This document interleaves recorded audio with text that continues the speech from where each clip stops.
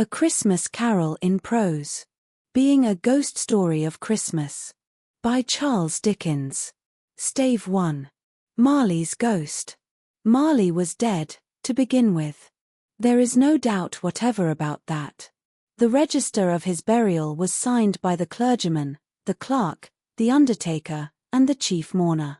Scrooge signed it, and Scrooge's name was good upon change, for anything he chose to put his hand to. Old Marley was as dead as a doornail. Mind, I don't mean to say that I know, of my own knowledge, what there is particularly dead about a doornail. I might have been inclined, myself, to regard a coffin nail as the deadest piece of ironmongery in the trade. But the wisdom of our ancestors is in the simile, and my unhallowed hands shall not disturb it, or the country's done for. You will therefore permit me to repeat, emphatically, that Marley was as dead as a doornail. Scrooge knew he was dead. Of course he did. How could it be otherwise? Scrooge and he were partners for I don't know how many years. Scrooge was his sole executor, his sole administrator, his sole assign, his sole residuary legatee, his sole friend, and sole mourner. And even Scrooge was not so dreadfully cut up by the sad event, but that he was an excellent man of business on the very day of the funeral, and solemnized it with an undoubted bargain. The mention of Marley's funeral brings me back to the point I started from. There is no doubt that Marley was dead. This must be distinctly understood, or nothing wonderful can come of the story I am going to relate. If we were not perfectly convinced that Hamlet's father died before the play began, there would be nothing more remarkable in his taking a stroll at night, in an easterly wind, upon his own ramparts, than there would be in any other middle-aged gentleman rashly turning out after dark in a breezy spot, say St. Paul's churchyard for instance, literally to astonish his son's weak mind. Scrooge never painted out old Marley's name. There it stood, years afterwards, above the warehouse door, Scrooge and Marley. The firm was known as Scrooge and Marley. Sometimes people new to the business called Scrooge, and sometimes Marley, but he answered to both names. It was all the same to him. Oh, but he was a tight-fisted hand at the grindstone, Scrooge. A squeezing, wrenching, grasping, scraping, clutching, covetous, old sinner, hard and sharp as flint, from which no steel had ever struck out generous fire, secret, and self-contained, and solitary as an oyster. The cold within him froze his old features, nipped his pointed nose, shriveled his cheek, stiffened his gait, made his eyes red, his thin lips blue, and spoke out shrewdly in his grating voice. A frosty rime was on his head, and on his eyebrows, and his wiry chin. He carried his own low temperature always about with him, he iced his office in the dog days, and didn't thaw it 1 degree at Christmas. External heat and cold had little influence on Scrooge. No warmth could warm, no wintry weather chill him. No wind that blew was bitterer than he, no falling snow was more intent upon its purpose, no pelting rain less open to entreaty. Foul weather didn't know where to have him. The heaviest rain, and snow, and hail, and sleet, could boast of the advantage over him in only one respect.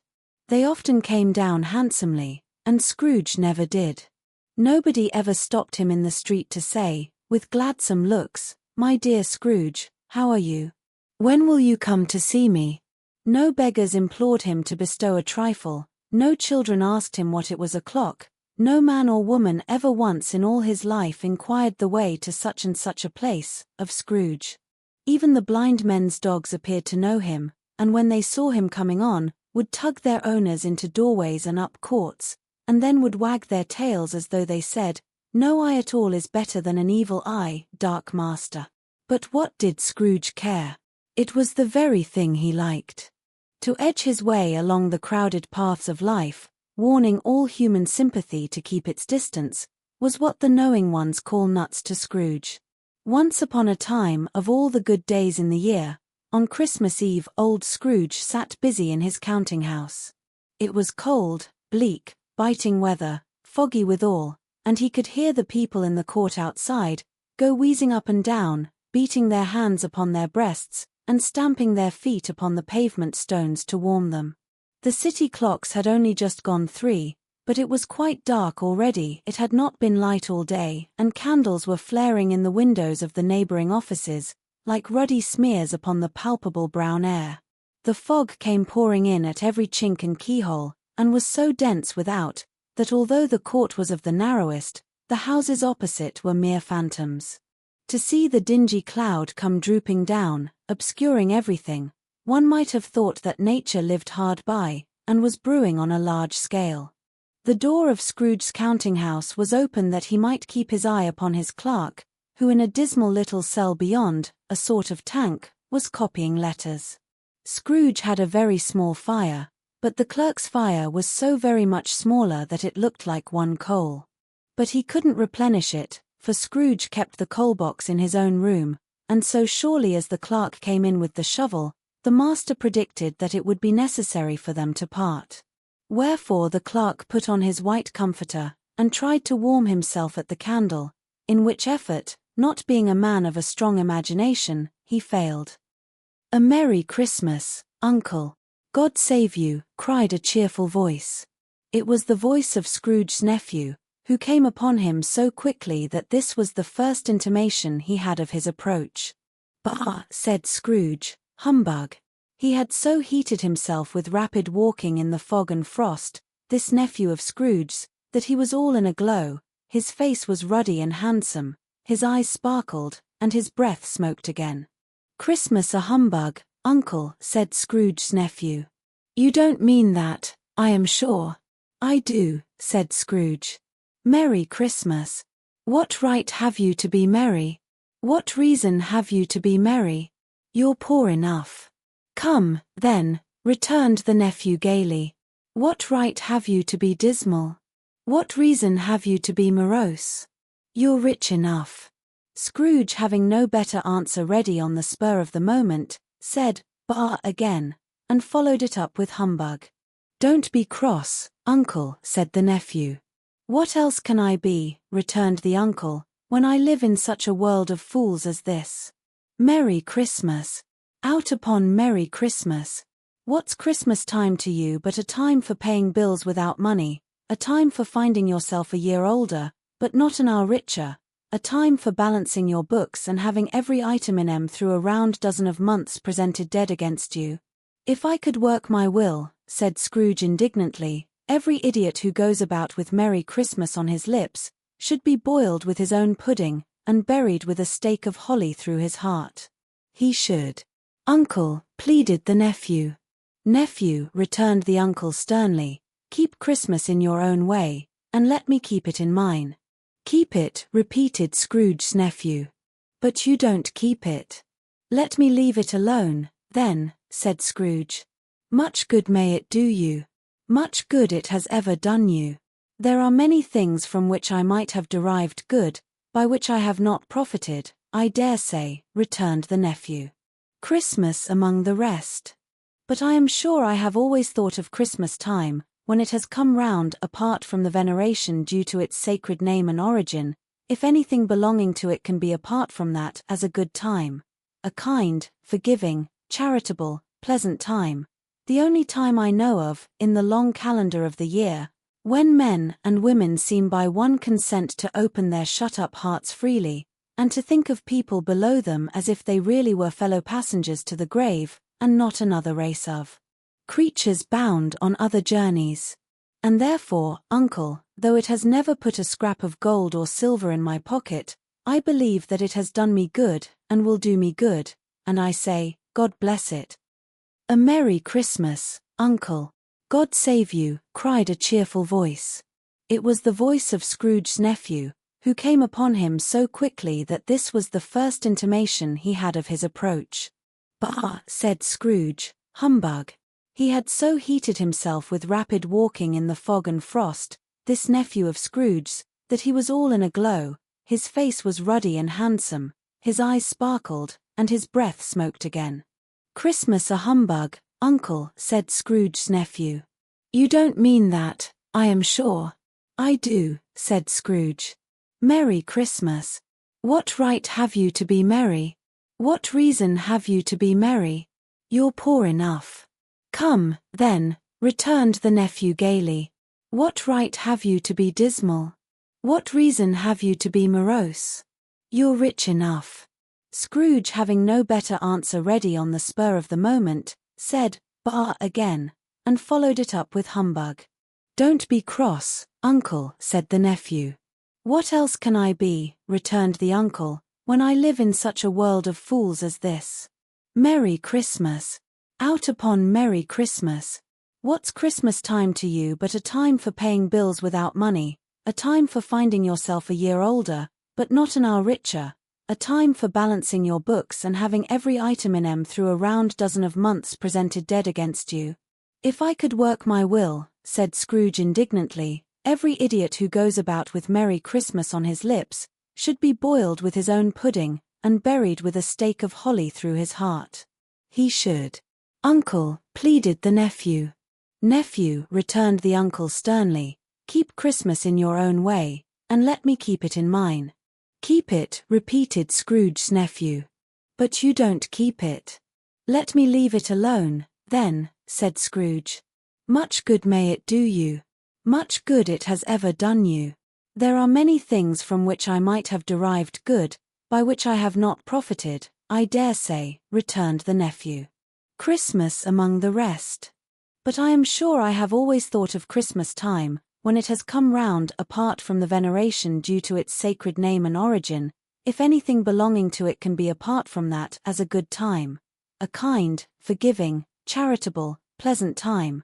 The only time I know of, in the long calendar of the year, when men and women seem by one consent to open their shut-up hearts freely, and to think of people below them as if they really were fellow passengers to the grave, and not another race of creatures bound on other journeys. And therefore, uncle, though it has never put a scrap of gold or silver in my pocket, I believe that it has done me good, and will do me good, and I say, God bless it." The clerk in the tank involuntarily applauded. Becoming immediately sensible of the impropriety, he poked the fire, and extinguished the last frail spark for ever.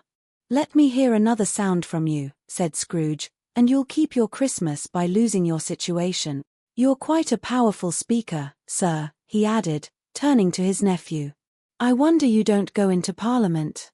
Don't be angry, uncle. Come. Dine with us tomorrow." Scrooge said that he would see him. Yes, indeed he did. He went the whole length of the expression, and said that he would see him in that extremity first. "But why?" cried Scrooge's nephew. "Why? Why did you get married?" said Scrooge. "Because I fell in love." "Because you fell in love," growled Scrooge, as if that were the only one thing in the world more ridiculous than a Merry Christmas. "Good afternoon." "Nay, uncle, but you never came to see me before that happened. Why give it as a reason for not coming now?" "Good afternoon," said Scrooge. "I want nothing from you. I ask nothing of you. Why cannot we be friends?" "Good afternoon," said Scrooge. "I am sorry, with all my heart, to find you so resolute. We have never had any quarrel, to which I have been a party. But I have made the trial in homage to Christmas, and I'll keep my Christmas humor to the last. So a Merry Christmas, uncle." "Good afternoon," said Scrooge. "And a Happy New Year." "Good afternoon," said Scrooge. His nephew left the room without an angry word, notwithstanding. He stopped at the outer door to bestow the greetings of the season on the clerk, who, cold as he was warmer than Scrooge, for he returned them cordially. "There's another fellow," muttered Scrooge, who overheard him, "my clerk, with 15 shillings a week, and a wife and family, talking about a Merry Christmas. I'll retire to Bedlam." This lunatic, in letting Scrooge's nephew out, had let 2 other people in. They were portly gentlemen, pleasant to behold, and now stood, with their hats off, in Scrooge's office. They had books and papers in their hands, and bowed to him. "Scrooge and Marley's, I believe," said one of the gentlemen, referring to his list. "Have I the pleasure of addressing Mr. Scrooge, or Mr. Marley?" "Mr. Marley has been dead these 7 years, Scrooge replied. "He died 7 years ago, this very night. We have no doubt his liberality is well represented by his surviving partner," said the gentleman, presenting his credentials. "It certainly was, for they had been two kindred spirits. At the ominous word liberality, Scrooge frowned, and shook his head, and handed the credentials back. "At this festive season of the year, Mr. Scrooge," said the gentleman, taking up a pen, "it is more than usually desirable that we should make some slight provision for the poor and destitute, who suffer greatly at the present time. Many thousands are in want of common necessaries, hundreds of thousands are in want of common comforts, sir." "Are there no prisons?" asked Scrooge. "Plenty of prisons," said the gentleman, laying down the pen again. "And the Union workhouses?" demanded Scrooge. "Are they still in operation?" "They are." "Still," returned the gentleman, "I wish I could say they were not." "The treadmill and the poor law are in full vigor, then," said Scrooge. "Both very busy, sir." "Oh, I was afraid, from what you said at first, that something had occurred to stop them in their useful course," said Scrooge. "I'm very glad to hear it. Under the impression that they scarcely furnish Christian cheer of mind or body to the multitude," returned the gentleman, "a few of us are endeavoring to raise a fund to buy the poor some meat and drink, and means of warmth. We choose this time, because it is a time, of all others, when want is keenly felt, and abundance rejoices. What shall I put you down for?" "Nothing," Scrooge replied. "You wish to be anonymous?" "I wish to be left alone," said Scrooge. "Since you ask me what I wish, gentlemen, that is my answer. I don't make merry myself at Christmas, and I can't afford to make idle people merry. I help to support the establishments I have mentioned, they cost enough, and those who are badly off must go there. Many can't go there, and many would rather die." "If they would rather die," said Scrooge, "they had better do it, and decrease the surplus population. Besides, excuse me, I don't know that." "But you might know it," observed the gentleman. "It's not my business," Scrooge returned. "It's enough for a man to understand his own business, and not to interfere with other people's. Mine occupies me constantly. Good afternoon, gentlemen." Seeing clearly that it would be useless to pursue their point, the gentleman withdrew. Scrooge resumed his labors with an improved opinion of himself, and in a more facetious temper than was usual with him. Meanwhile the fog and darkness thickened so, that people ran about with flaring links, proffering their services to go before horses in carriages, and conduct them on their way. The ancient tower of a church, whose gruff old bell was always peeping slyly down at Scrooge out of a Gothic window in the wall, became invisible, and struck the hours and quarters in the clouds, with tremulous vibrations afterwards as if its teeth were chattering in its frozen head up there. The cold became intense. In the main street, at the corner of the court, some laborers were repairing the gas pipes, and had lighted a great fire in a brazier, round which a party of ragged men and boys were gathered, warming their hands and winking their eyes before the blaze in rapture. The water plug being left in solitude, its overflowings sullenly congealed, and turned to misanthropic ice. The brightness of the shops where holly sprigs and berries crackled in the lamp heat of the windows, made pale faces ruddy as they passed. Poulterers' and grocers' trades became a splendid joke, a glorious pageant, with which it was next to impossible to believe that such dull principles as bargain and sale had anything to do. The Lord Mayor, in the stronghold of the mighty mansion house, gave orders to his 50 cooks and butlers to keep Christmas as a Lord Mayor's household should, and even the little tailor, whom he had fined 5 shillings on the previous Monday for being drunk and bloodthirsty in the streets, stirred up tomorrow's pudding in his garret, while his lean wife and the baby sallied out to buy the beef. Foggier yet, and colder. Piercing, searching, biting cold. If the good St. Dunstan had but nipped the evil spirit's nose with a touch of such weather as that, instead of using his familiar weapons, then indeed he would have roared to lusty purpose. The owner of one scant young nose, gnawed and mumbled by the hungry cold as bones are gnawed by dogs, stooped down at Scrooge's keyhole to regale him with a Christmas carol, but at the first sound of "God bless you, merry gentlemen, may nothing you dismay," Scrooge seized the ruler with such energy of action, that the singer fled in terror, leaving the keyhole to the fog and even more congenial frost. At length the hour of shutting up the counting-house arrived. With an ill-will Scrooge dismounted from his stool, and tacitly admitted the fact to the expectant clerk in the tank, who instantly snuffed his candle out, and put on his hat. "You'll want all day tomorrow, I suppose," said Scrooge. "If quite convenient, sir." "It's not convenient," said Scrooge, "and it's not fair. If I was to stop half a crown for it, You'd think yourself ill-used, I'll be bound." The clerk smiled faintly. "And yet," said Scrooge, "you don't think me ill-used, when I pay a day's wages for no work." The clerk observed that it was only once a year. "A poor excuse for picking a man's pocket every 25th of December," said Scrooge, buttoning his greatcoat to the chin. "But I suppose you must have the whole day. Be here all the earlier next morning." The clerk promised that he would, and Scrooge walked out with a growl. The office was closed in a twinkling, and the clerk, with the long ends of his white comforter dangling below his waist, for he boasted no greatcoat, went down a slide on Cornhill, at the end of a lane of boys, 20 times, in honor of its being Christmas Eve, and then ran home to Camden Town as hard as he could pelt, to play at blindman's buff. Scrooge took his melancholy dinner in his usual melancholy tavern, and having read all the newspapers, and beguiled the rest of the evening with his banker's book, went home to bed. He lived in chambers which had once belonged to his deceased partner. They were a gloomy suite of rooms, in a lowering pile of building up a yard, where it had so little business to be, that one could scarcely help fancying it must have run there when it was a young house, playing at hide-and-seek with other houses, and forgotten the way out again.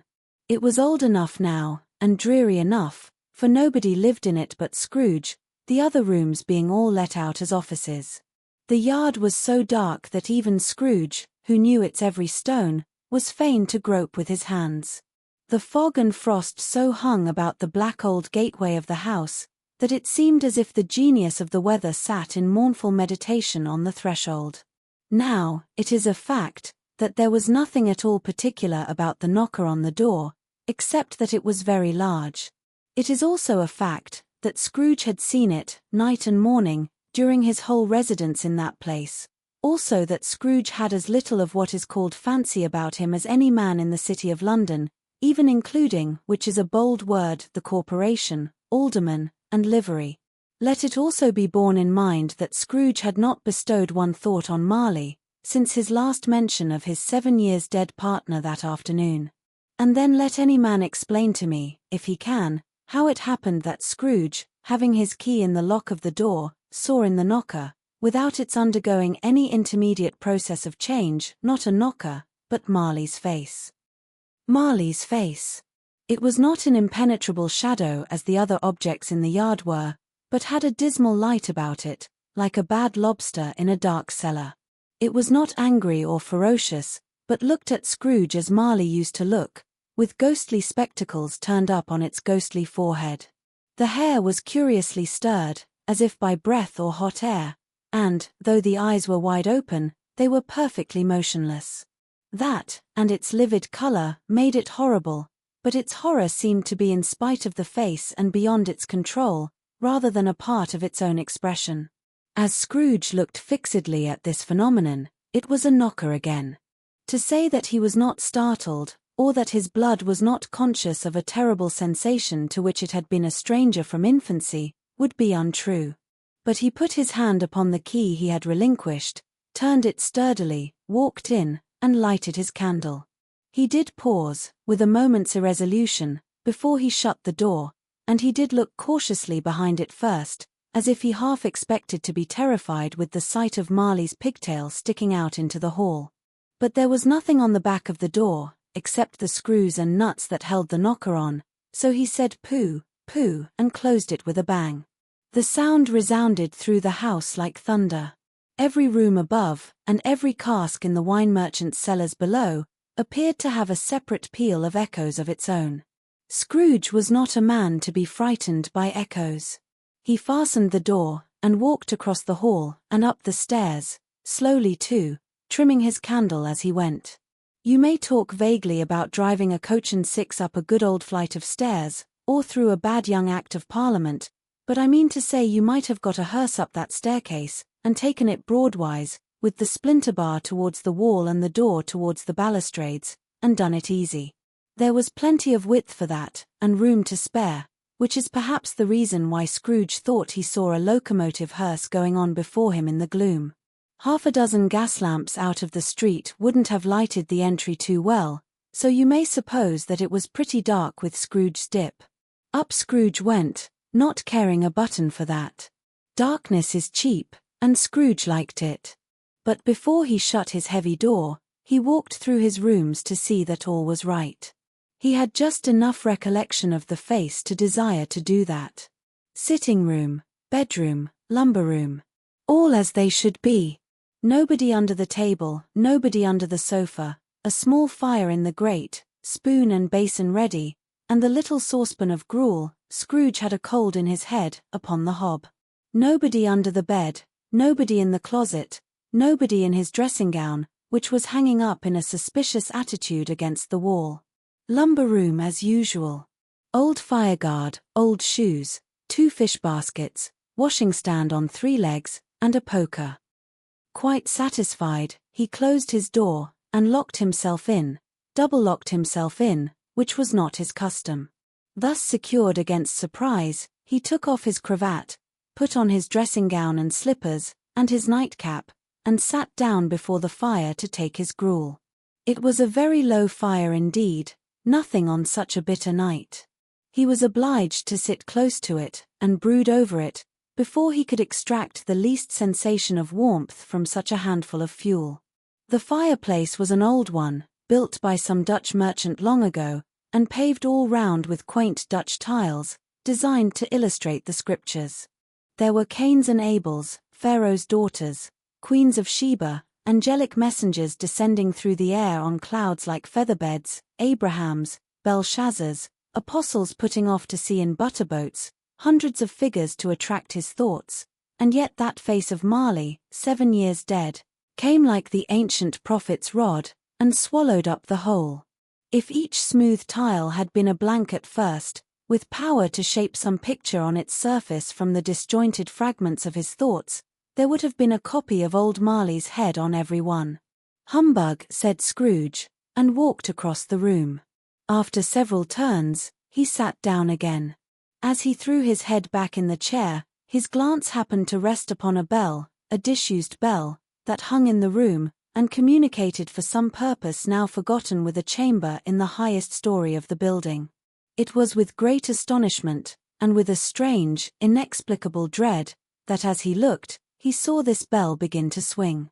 It swung so softly in the outset that it scarcely made a sound, but soon it rang out loudly, and so did every bell in the house. This might have lasted half a minute, or a minute, but it seemed an hour. The bells ceased as they had begun, together. They were succeeded by a clanking noise, deep down below, as if some person were dragging a heavy chain over the casks in the wine merchant's cellar. Scrooge then remembered to have heard that ghosts in haunted houses were described as dragging chains. The cellar door flew open with a booming sound, and then he heard the noise much louder, on the floors below, then coming up the stairs, then coming straight towards his door. "It's humbug still," said Scrooge. "I won't believe it." His colour changed though, when, without a pause, it came on through the heavy door, and passed into the room before his eyes. Upon its coming in, the dying flame leaped up, as though it cried, "I know him, Marley's ghost," and fell again. The same face, the very same. Marley in his pigtail, usual waistcoat, tights and boots, the tassels on the latter bristling, like his pigtail, and his coat skirts, and the hair upon his head. The chain he drew was clasped about his middle. It was long, and wound about him like a tail, and it was made, for Scrooge observed it closely, of cash-boxes, keys, padlocks, ledgers, deeds, and heavy purses wrought in steel. His body was transparent, so that Scrooge, observing him, and looking through his waistcoat, could see the 2 buttons on his coat behind. Scrooge had often heard it said that Marley had no bowels, but he had never believed it until now. No, nor did he believe it even now. Though he looked the phantom through and through, and saw it standing before him, though he felt the chilling influence of its death-cold eyes, and marked the very texture of the folded kerchief bound about its head and chin, which wrapper he had not observed before, he was still incredulous, and fought against his senses. "How now," said Scrooge, caustic and cold as ever. "What do you want with me?" "Much." Marley's voice, no doubt about it. "Who are you?" Ask me who I was. Who were you then? Said Scrooge, raising his voice. You're particular, for a shade. He was going to say to a shade, but substituted this, as more appropriate. In life I was your partner, Jacob Marley. Can you sit down? Asked Scrooge, looking doubtfully at him. I can. Do it, then. Scrooge asked the question, because he didn't know whether a ghost so transparent might find himself in a condition to take a chair, and felt that in the event of its being impossible, it might involve the necessity of an embarrassing explanation. But the ghost sat down on the opposite side of the fireplace, as if he were quite used to it. You don't believe in me, observed the ghost. I don't, said Scrooge. What evidence would you have of my reality beyond that of your senses? I don't know, said Scrooge. Why do you doubt your senses? Because, said Scrooge, a little thing affects them. A slight disorder of the stomach makes them cheats. You may be an undigested bit of beef, a blot of mustard, a crumb of cheese, a fragment of an underdone potato.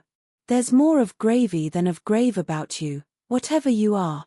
Scrooge was not much in the habit of cracking jokes, nor did he feel, in his heart, by any means waggish then. The truth is, that he tried to be smart, as a means of distracting his own attention, and keeping down his terror, for the spectre's voice disturbed the very marrow in his bones. To sit, staring at those fixed glazed eyes, in silence for a moment, would play, Scrooge felt, the very deuce with him. There was something very awful, too, in the spectre's being provided with an infernal atmosphere of its own. Scrooge could not feel it himself, but this was clearly the case, for though the ghost sat perfectly motionless, its hair, and skirts, and tassels, were still agitated as by the hot vapor from an oven. You see this toothpick, said Scrooge, returning quickly to the charge, for the reason just assigned, and wishing, though it were only for a second, to divert the vision's stony gaze from himself. I do, replied the ghost. You are not looking at it, said Scrooge. But I see it, said the ghost, notwithstanding. Well, returned Scrooge, I have but to swallow this, and be for the rest of my days persecuted by a legion of goblins, all of my own creation. Humbug, I tell you. Humbug. At this the spirit raised a frightful cry, and shook its chain with such a dismal and appalling noise, that Scrooge held on tight to his chair, to save himself from falling in a swoon. But how much greater was his horror, when the phantom taking off the bandage round its head, as if it were too warm to wear indoors, its lower jaw dropped down upon its breast. Scrooge fell upon his knees, and clasped his hands before his face. Mercy, he said. Dreadful apparition, why do you trouble me? Man of the worldly mind, replied the ghost, do you believe in me or not? I do, said Scrooge. I must. But why do spirits walk the earth, and why do they come to me? It is required of every man, the ghost returned, that the spirit within him should walk abroad among his fellowmen, and travel far and wide, and if that spirit goes not forth in life, it is condemned to do so after death. It is doomed to wander through the world, oh, woe is me, and witness what it cannot share, but might have shared on earth, and turn to happiness. Again the spectre raised a cry, and shook its chain and wrung its shadowy hands. You are fettered, said Scrooge, trembling. Tell me why. I wear the chain I forged in life, replied the ghost. I made it link by link, and yard by yard. I girded it on of my own free will, and of my own free will I wore it. Is its pattern strange to you? Scrooge trembled more and more. Or would you know, pursued the ghost, the weight and length of the strong coil you bear yourself? It was full as heavy and as long as this, 7 Christmas Eves ago. You have labored on it, since. It is a ponderous chain. Scrooge glanced about him on the floor, in the expectation of finding himself surrounded by some 50 or 60 fathoms of iron cable, but he could see nothing. Jacob, he said, imploringly. Old Jacob Marley, tell me more. Speak comfort to me, Jacob. I have none to give, the ghost replied. It comes from other regions, Ebenezer Scrooge, and is conveyed by other ministers, to other kinds of men. Nor can I tell you what I would. A very little more is all permitted to me. I cannot rest, I cannot stay, I cannot linger anywhere. My spirit never walked beyond our counting-house, mark me, in life my spirit never roved beyond the narrow limits of our money-changing hole, and weary journeys lie before me. It was a habit with Scrooge, whenever he became thoughtful, to put his hands in his breeches pockets. Pondering on what the ghost had said, he did so now, but without lifting up his eyes, or getting off his knees. You must have been very slow about it, Jacob, Scrooge observed, in a businesslike manner, though with humility and deference. Slow, the ghost repeated. 7 years dead, mused Scrooge. And travelling all the time. The whole time, said the ghost. No rest, no peace. Incessant torture of remorse. You travel fast, said Scrooge. On the wings of the wind, replied the ghost. You might have got over a great quantity of ground in 7 years, said Scrooge. The ghost, on hearing this, set up another cry, and clanked its chain so hideously in the dead silence of the night, that the ward would have been justified in indicting it for a nuisance. Oh! Captive, bound, and double-ironed, cried the phantom, not to know, that ages of incessant labour by immortal creatures, for this earth must pass into eternity before the good of which it is susceptible is all developed. Not to know that any Christian spirit working kindly in its little sphere, whatever it may be, will find its mortal life too short for its vast means of usefulness. Not to know that no space of regret can make amends for one life's opportunity misuse. Yet such was I. Oh, such was I. But you were always a good man of business, Jacob, faltered Scrooge, who now began to apply this to himself. Business, cried the ghost, wringing its hands again. Mankind was my business. The common welfare was my business. Charity, mercy, forbearance, and benevolence were, all, my business. The dealings of my trade were but a drop of water in the comprehensive ocean of my business. It held up its chain at arm's length, as if that were the cause of all its unavailing grief, and flung it heavily upon the ground again. At this time of the rolling year, the spectre said, I suffer most. Why did I walk through crowds of fellow beings with my eyes turned down, and never raise them to that blessed star which led the wise men to a poor abode? Were there no poor homes to which its light would have conducted me? Scrooge was very much dismayed to hear the spectre going on at this rate, and began to quake exceedingly. Hear me, cried the ghost. My time is nearly gone. I will, said Scrooge. But don't be hard upon me. Don't be flowery, Jacob. Pray. How it is that I appear before you in a shape that you can see, I may not tell. I have sat invisible beside you many and many a day. It was not an agreeable idea. Scrooge shivered, and wiped the perspiration from his brow. That is no light part of my penance, pursued the ghost. I am here tonight to warn you, that you have yet a chance and hope of escaping my fate. A chance and hope of my procuring, Ebenezer. You were always a good friend to me, said Scrooge. Thank you. You will be haunted, resumed the ghost, by 3 spirits. Scrooge's countenance fell almost as low as the ghost's had done. Is that the chance and hope you mentioned, Jacob? He demanded, in a faltering voice. It is. I think I'd rather not, said Scrooge. Without their visits, said the ghost, you cannot hope to shun the path I tread. Expect the first tomorrow, when the bell tolls 1. Couldn't I take 'em all at once, and have it over, Jacob? Hinted Scrooge. Expect the second on the next night at the same hour. The third upon the next night when the last stroke of 12 has ceased to vibrate.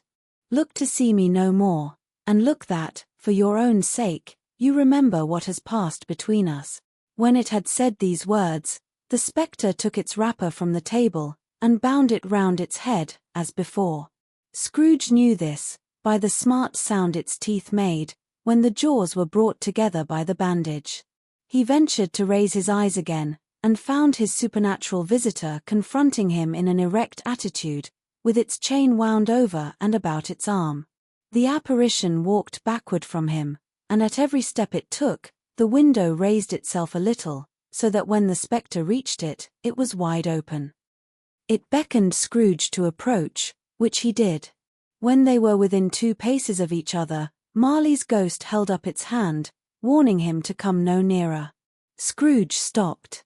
Not so much in obedience, as in surprise and fear, for on the raising of the hand, he became sensible of confused noises in the air, incoherent sounds of lamentation and regret, wailings inexpressibly sorrowful and self-accusatory.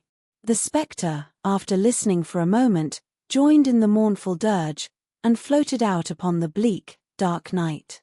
Scrooge followed to the window, desperate in his curiosity. He looked out. The air was filled with phantoms, wandering hither and thither in restless haste, and moaning as they went. Every one of them wore chains like Marley's ghost. Some few, they might be guilty governments, were linked together, none were free. Many had been personally known to Scrooge in their lives. He had been quite familiar with one old ghost, in a white waistcoat, with a monstrous iron safe attached to its ankle, who cried piteously at being unable to assist a wretched woman with an infant, whom it saw below, upon a doorstep. The misery with them all was, clearly, that they sought to interfere, for good, in human matters, and had lost the power forever. Whether these creatures faded into mist, or mist enshrouded them, he could not tell. But they and their spirit voices faded together, and the night became as it had been when he walked home. Scrooge closed the window, and examined the door by which the ghost had entered. It was double-locked, as he had locked it with his own hands, and the bolts were undisturbed. He tried to say humbug, but stopped at the first syllable. And being, from the emotion he had undergone, or the fatigues of the day, or his glimpse of the invisible world, or the dull conversation of the ghost, or the lateness of the hour, much in need of repose, went straight to bed, without undressing, and fell asleep upon the instant. Stave 2. The first of the 3 spirits. When Scrooge awoke, it was so dark, that looking out of bed, he could scarcely distinguish the transparent window from the opaque walls of his chamber. He was endeavoring to pierce the darkness with his ferret eyes, when the chimes of a neighboring church struck the 4 quarters. So he listened for the hour. To his great astonishment, the heavy bell went on from 6 to 7, and from 7 to 8, and regularly up to 12, then stopped. 12. It was past 2 when he went to bed. The clock was wrong. An icicle must have got into the works. 12.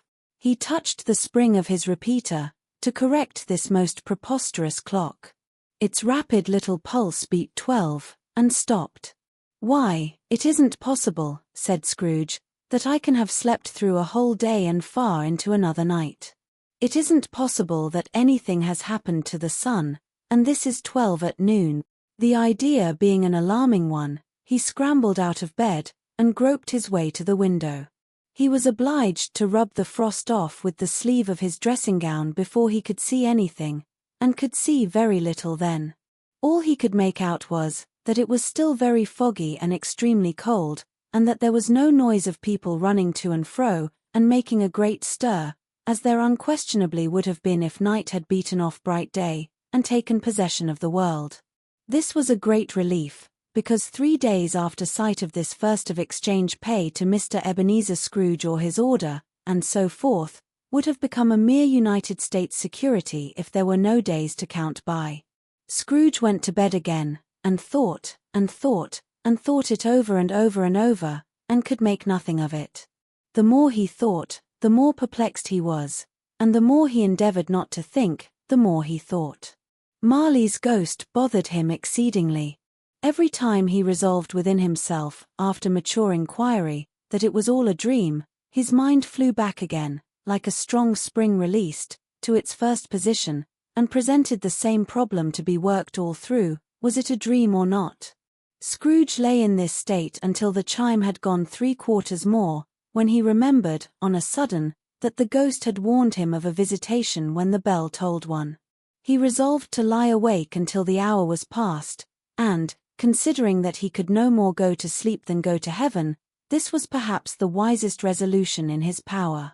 The quarter was so long, that he was more than once convinced he must have sunk into a doze unconsciously, and missed the clock.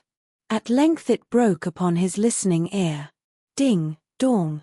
"A quarter past," said Scrooge, counting. Ding, dong. "Half past," said Scrooge. Ding, dong. "A quarter to it," said Scrooge. Ding, dong. "The hour itself," said Scrooge, triumphantly, "and nothing else." He spoke before the hour bell sounded, which it now did with a deep, dull, hollow, melancholy one. Light flashed up in the room upon the instant, and the curtains of his bed were drawn. The curtains of his bed were drawn aside, I tell you, by a hand. Not the curtains at his feet, nor the curtains at his back, but those to which his face was addressed. The curtains of his bed were drawn aside, and Scrooge, starting up into a half-recumbent attitude, found himself face to face with the unearthly visitor who drew them, as close to it as I am now to you, and I am standing in the spirit at your elbow. It was a strange figure like a child, yet not so like a child as like an old man, viewed through some supernatural medium, which gave him the appearance of having receded from the view, and being diminished to a child's proportions. Its hair, which hung about its neck and down its back, was white as if with age, and yet the face had not a wrinkle in it, and the tenderest bloom was on the skin. The arms were very long and muscular, the hands the same, as if its hold were of uncommon strength. Its legs and feet, most delicately formed, were, like those upper members, bare. It wore a tunic of the purest white, and round its waist was bound a lustrous belt, the sheen of which was beautiful. It held a branch of fresh green holly in its hand, and, in singular contradiction of that wintry emblem, had its dress trimmed with summer flowers. But the strangest thing about it was, that from the crown of its head there sprung a bright clear jet of light, by which all this was visible, and which was doubtless the occasion of its using, in its duller moments, a great extinguisher for a cap, which it now held under its arm. Even this, though, when Scrooge looked at it with increasing steadiness, was not its strangest quality.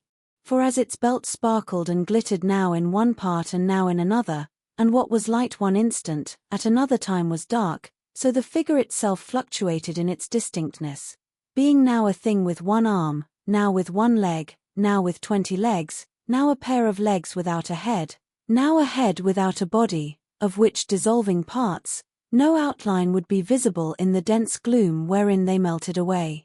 And in the very wonder of this, it would be itself again, distinct and clear as ever. "Are you the spirit, sir, whose coming was foretold to me?" asked Scrooge. "I am." The voice was soft and gentle, singularly low, as if instead of being so close beside him, it were at a distance. "Who, and what are you?" Scrooge demanded. "I am the ghost of Christmas past." "Long past?" inquired Scrooge, observant of its dwarfish stature. "No, your past." Perhaps, Scrooge could not have told anybody why, if anybody could have asked him, but he had a special desire to see the spirit in his cap, and begged him to be covered. "What," exclaimed the ghost, "would you so soon put out, with worldly hands, the light I give? Is it not enough that you are one of those whose passions made this cap, and force me through whole trains of years to wear it low upon my brow?" Scrooge reverently disclaimed all intention to offend or any knowledge of having wilfully bonneted the spirit at any period of his life. He then made bold to inquire what business brought him there. "Your welfare," said the ghost. Scrooge expressed himself much obliged, but could not help thinking that a night of unbroken rest would have been more conducive to that end. The spirit must have heard him thinking, for it said immediately, "Your reclamation, then. Take heed." It put out its strong hand as it spoke, and clasped him gently by the arm. "Rise, and walk with me." It would have been in vain for Scrooge to plead that the weather and the hour were not adapted to pedestrian purposes, that bed was warm and the thermometer a long way below freezing, that he was clad but lightly in his slippers, dressing gown, and nightcap, and that he had a cold upon him at that time. The grasp, though gentle as a woman's hand, was not to be resisted. He rose, but finding that the spirit made towards the window, clasped his robe in supplication. "I am a mortal," Scrooge remonstrated, "and liable to fall." "Bear but a touch of my hand there," said the spirit, laying it upon his heart, "and you shall be upheld in more than this." As the words were spoken, they passed through the wall, and stood upon an open country road, with fields on either hand. The city had entirely vanished. Not a vestige of it was to be seen. The darkness and the mist had vanished with it, for it was a clear, cold, winter day, with snow upon the ground. "Good heaven," said Scrooge, clasping his hands together, as he looked about him. "I was bred in this place. I was a boy here." The spirit gazed upon him mildly. Its gentle touch, though it had been light and instantaneous, appeared still present to the old man's sense of feeling. He was conscious of 1,000 odors floating in the air, each one connected with 1,000 thoughts, and hopes, and joys, and cares long, long, forgotten. "Your lip is trembling," said the ghost. "And what is that upon your cheek?" Scrooge muttered, with an unusual catching in his voice, that it was a pimple, and begged the ghost to lead him where he would. "You recollect the way?" inquired the spirit. "Remember it," cried Scrooge with fervor. "I could walk it blindfold." "Strange to have forgotten it for so many years," observed the ghost. "Let us go on." They walked along the road, Scrooge recognizing every gate, and post, and tree, until a little market town appeared in the distance, with its bridge, its church, and winding river. Some shaggy ponies now were seen trotting towards them with boys upon their backs, who called to other boys in country gigs and carts, driven by farmers. All these boys were in great spirits, and shouted to each other, until the broad fields were so full of merry music, that the crisp air laughed to hear it. "These are but shadows of the things that have been," said the ghost. "They have no consciousness of us." The jocund travelers came on, and as they came, Scrooge knew and named them every one. Why was he rejoiced beyond all bounds to see them? Why did his cold eye glisten, and his heart leap up as they went past? Why was he filled with gladness when he heard them give each other Merry Christmas, as they parted at crossroads and byways, for their several homes? What was Merry Christmas to Scrooge? Out upon Merry Christmas! What good had it ever done to him? "The school is not quite deserted," said the ghost. "A solitary child, neglected by his friends, is left there still." Scrooge said he knew it. And he sobbed. They left the high road, by a well-remembered lane, and soon approached a mansion of dull red brick, with a little weathercock-surmounted cupola, on the roof, and a bell hanging in it. It was a large house, but one of broken fortunes, for the spacious offices were little used, their walls were damp and mossy, their windows broken, and their gates decayed.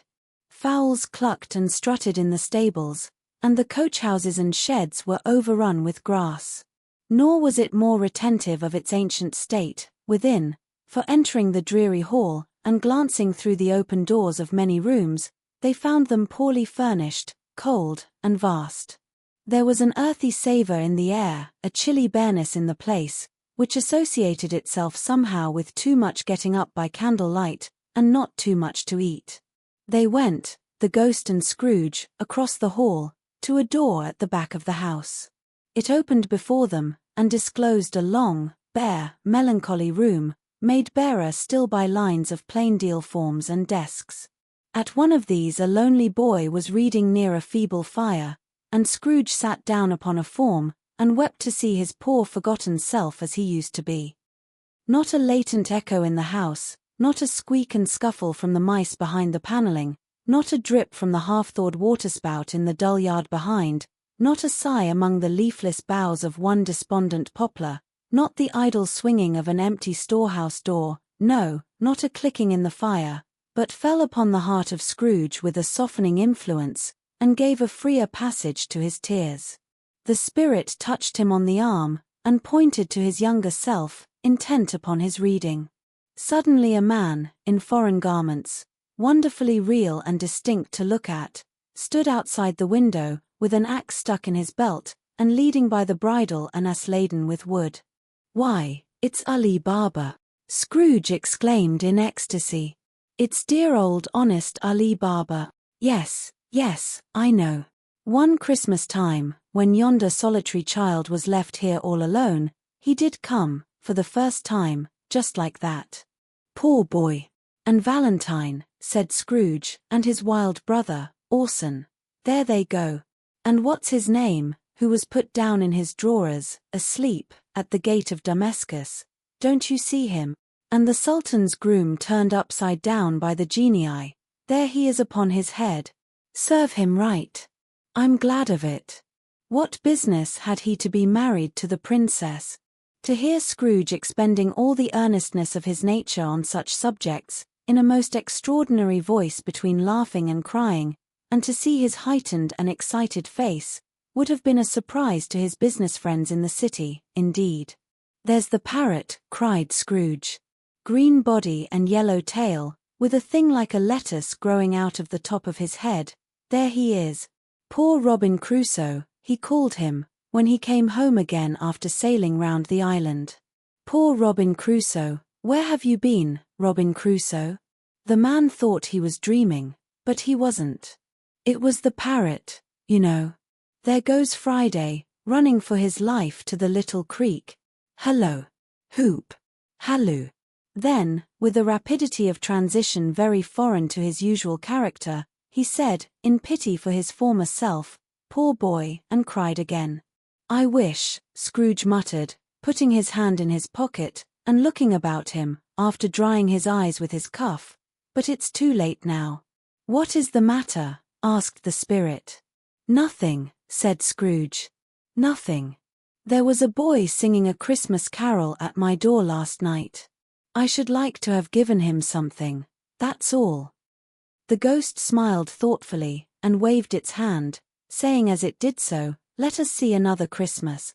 Scrooge's former self grew larger at the words, and the room became a little darker and more dirty. The panels shrunk, the windows cracked, fragments of plaster fell out of the ceiling, and the naked laths were shown instead, but how all this was brought about, Scrooge knew no more than you do. He only knew that it was quite correct, that everything had happened so, that there he was, alone again, when all the other boys had gone home for the jolly holidays.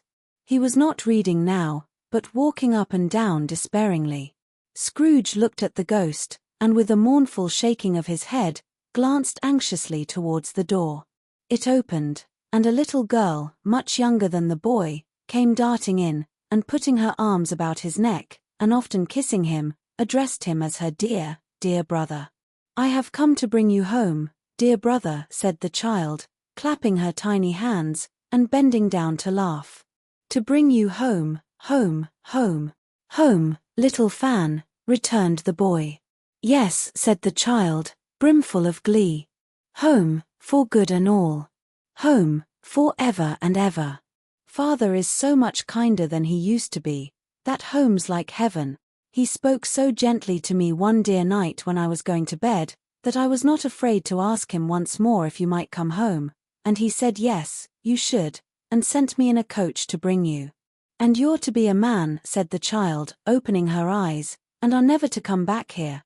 But first, we're to be together all the Christmas long, and have the merriest time in all the world."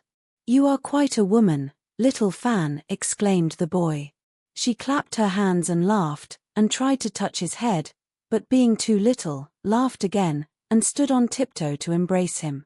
Then she began to drag him, in her childish eagerness, towards the door, and he, nothing loath to go, accompanied her. A terrible voice in the hall cried, "Bring down Master Scrooge's box." There and in the hall appeared the schoolmaster himself, who glared on Master Scrooge with a ferocious condescension, and threw him into a dreadful state of mind by shaking hands with him. He then conveyed him and his sister into the veriest old well of a shivering best parlour that ever was seen, where the maps upon the wall, and the celestial and terrestrial globes in the windows, were waxy with cold. Here he produced a decanter of curiously light wine, and a block of curiously heavy cake, and administered instalments of those dainties to the young people, at the same time sending out a meagre servant to offer a glass of something to the postboy, who answered that he thanked the gentleman, but if it was the same tap as he had tasted before, he had rather not. Master Scrooge's trunk being by this time tied on to the top of the chaise, the children bade the schoolmaster good-bye right willingly, and getting into it, drove gaily down the garden sweep, the quick wheels dashing the hoarfrost and snow from off the dark leaves of the evergreens like spray. "Always a delicate creature, whom a breath might have withered," said the ghost. "But she had a large heart." "So she had," cried Scrooge. "You're right. I will not gainsay it, spirit. God forbid. She died a woman," said the ghost, "and had, as I think, children." "One child," Scrooge returned. "True," said the ghost. "Your nephew." Scrooge seemed uneasy in his mind, and answered briefly, "Yes." Although they had but that moment left the school behind them, they were now in the busy thoroughfares of a city, where shadowy passengers passed and repassed, where shadowy carts and coaches battled for the way, and all the strife and tumult of a real city were. It was made plain enough, by the dressing of the shops, that here too it was Christmas time again, but it was evening, and the streets were lighted up. The ghost stopped at a certain warehouse door, and asked Scrooge if he knew it. "Know it," said Scrooge. "Was I apprenticed here?" They went in. At sight of an old gentleman in a Welsh wig, sitting behind such a high desk, that if he had been 2 inches taller he must have knocked his head against the ceiling, Scrooge cried in great excitement, "Why, it's old Fezziwig! Bless his heart, it's Fezziwig alive again!" Old Fezziwig laid down his pen, and looked up at the clock, which pointed to the hour of 7. He rubbed his hands, adjusted his capacious waistcoat, laughed all over himself, from his shoes to his organ of benevolence, and called out in a comfortable, oily, rich, fat, jovial voice, "Yo-ho, there, Ebenezer, Dick." Scrooge's former self, now grown a young man, came briskly in, accompanied by his fellow prentice. "Dick Wilkins, to be sure," said Scrooge to the ghost. "Bless me, yes. There he is. He was very much attached to me, was Dick. Poor Dick. Dear, dear. Yo-ho, my boys," said Fezziwig. "No more work tonight. Christmas Eve, Dick. Christmas, Ebenezer. Let's have the shutters up," cried old Fezziwig, with a sharp clap of his hands, before a man can say Jack Robinson. You wouldn't believe how those 2 fellows went at it. They charged into the street with the shutters, 1, 2, 3, had 'em up in their places, 4, 5, 6, barred 'em and pinned 'em, 7, 8, 9, and came back before you could have got to 12, panting like racehorses. "Hilly-ho," cried old Fezziwig, skipping down from the high desk, with wonderful agility. "Clear away, my lads, and let's have lots of room here. Hilly-ho, Dick. Chirrup, Ebenezer. Clear away." There was nothing they wouldn't have cleared away, or couldn't have cleared away, with old Fezziwig looking on. It was done in a minute. Every movable was packed off, as if it were dismissed from public life for evermore. The floor was swept and watered, the lamps were trimmed, fuel was heaped upon the fire, and the warehouse was as snug, and warm, and dry, and bright a ballroom, as you would desire to see upon a winter's night. In came a fiddler with a music book, and went up to the lofty desk, and made an orchestra of it, and tuned like 50 stomach aches. In came Mrs. Fezziwig, one vast substantial smile. In came the 3 Miss Fezziwigs, beaming and lovable. In came the 6 young followers whose hearts they broke. In came all the young men and women employed in the business. In came the housemaid, with her cousin, the baker. In came the cook, with her brother's particular friend, the milkman. In came the boy from over the way, who was suspected of not having board enough from his master, trying to hide himself behind the girl from next door but one, who was proved to have had her ears pulled by her mistress. In they all came, one after another, some shyly, some boldly, some gracefully, some awkwardly, some pushing, some pulling. In they all came, anyhow and everyhow. Away they all went, 20 couple at once, hands half round and back again the other way, down the middle and up again, round and round in various stages of affectionate grouping, old top couple always turning up in the wrong place, new top couple starting off again, as soon as they got there, all top couples at last, and not a bottom one to help them. When this result was brought about, old Fezziwig, clapping his hands to stop the dance, cried out, "Well done," and the fiddler plunged his hot face into a pot of porter, especially provided for that purpose. But scorning rest, upon his reappearance, he instantly began again, though there were no dancers yet, as if the other fiddler had been carried home, exhausted, on a shutter, and he were a brand new man resolved to beat him out of sight, or perish. There were more dances, and there were forfeits, and more dances, and there was cake, and there was negus, and there was a great piece of cold roast, and there was a great piece of cold boiled, and there were mince pies, and plenty of beer.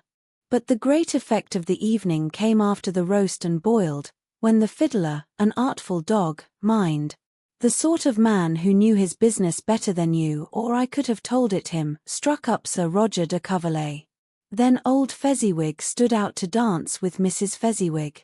Top couple, too, with a good stiff piece of work cut out for them, 3 or 4 and 20 pair of partners, people who were not to be trifled with, people who would dance, and had no notion of walking.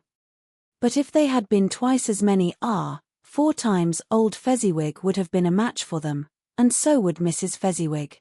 As to her, she was worthy to be his partner in every sense of the term.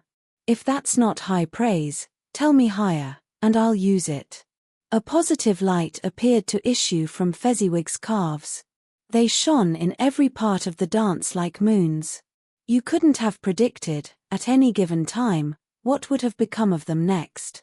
And when old Fezziwig and Mrs. Fezziwig had gone all through the dance, advance and retire, both hands to your partner, bow and curtsy, corkscrew, thread the needle, and back again to your place, Fezziwig cut so deftly, that he appeared to wink with his legs, and came upon his feet again without a stagger. When the clock struck 11, this domestic ball broke up.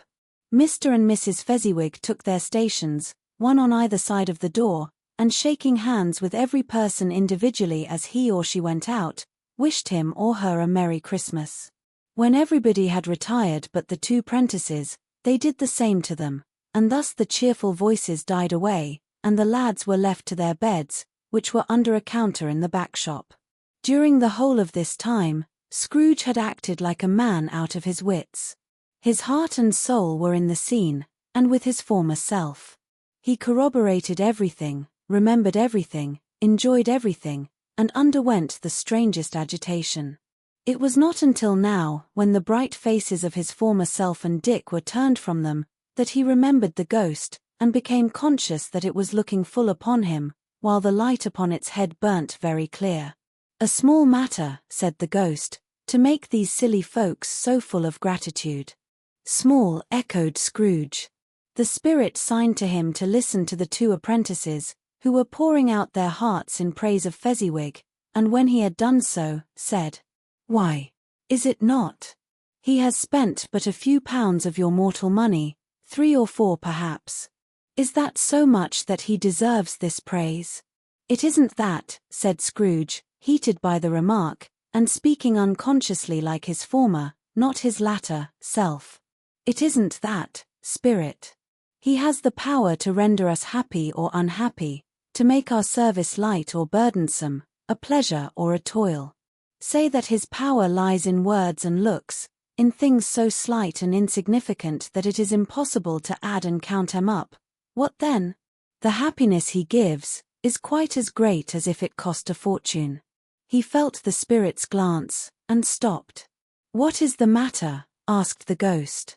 "Nothing particular," said Scrooge. "Something, I think," the ghost insisted. "No," said Scrooge, "no. I should like to be able to say a word or 2 to my clerk just now. That's all." His former self turned down the lamps as he gave utterance to the wish, and Scrooge and the ghost again stood side by side in the open air. "My time grows short," observed the spirit. "Quick." This was not addressed to Scrooge, or to anyone whom he could see, but it produced an immediate effect. For again Scrooge saw himself. He was older now, a man in the prime of life. His face had not the harsh and rigid lines of later years, but it had begun to wear the signs of care and avarice. There was an eager, greedy, restless motion in the eye, which showed the passion that had taken root, and where the shadow of the growing tree would fall.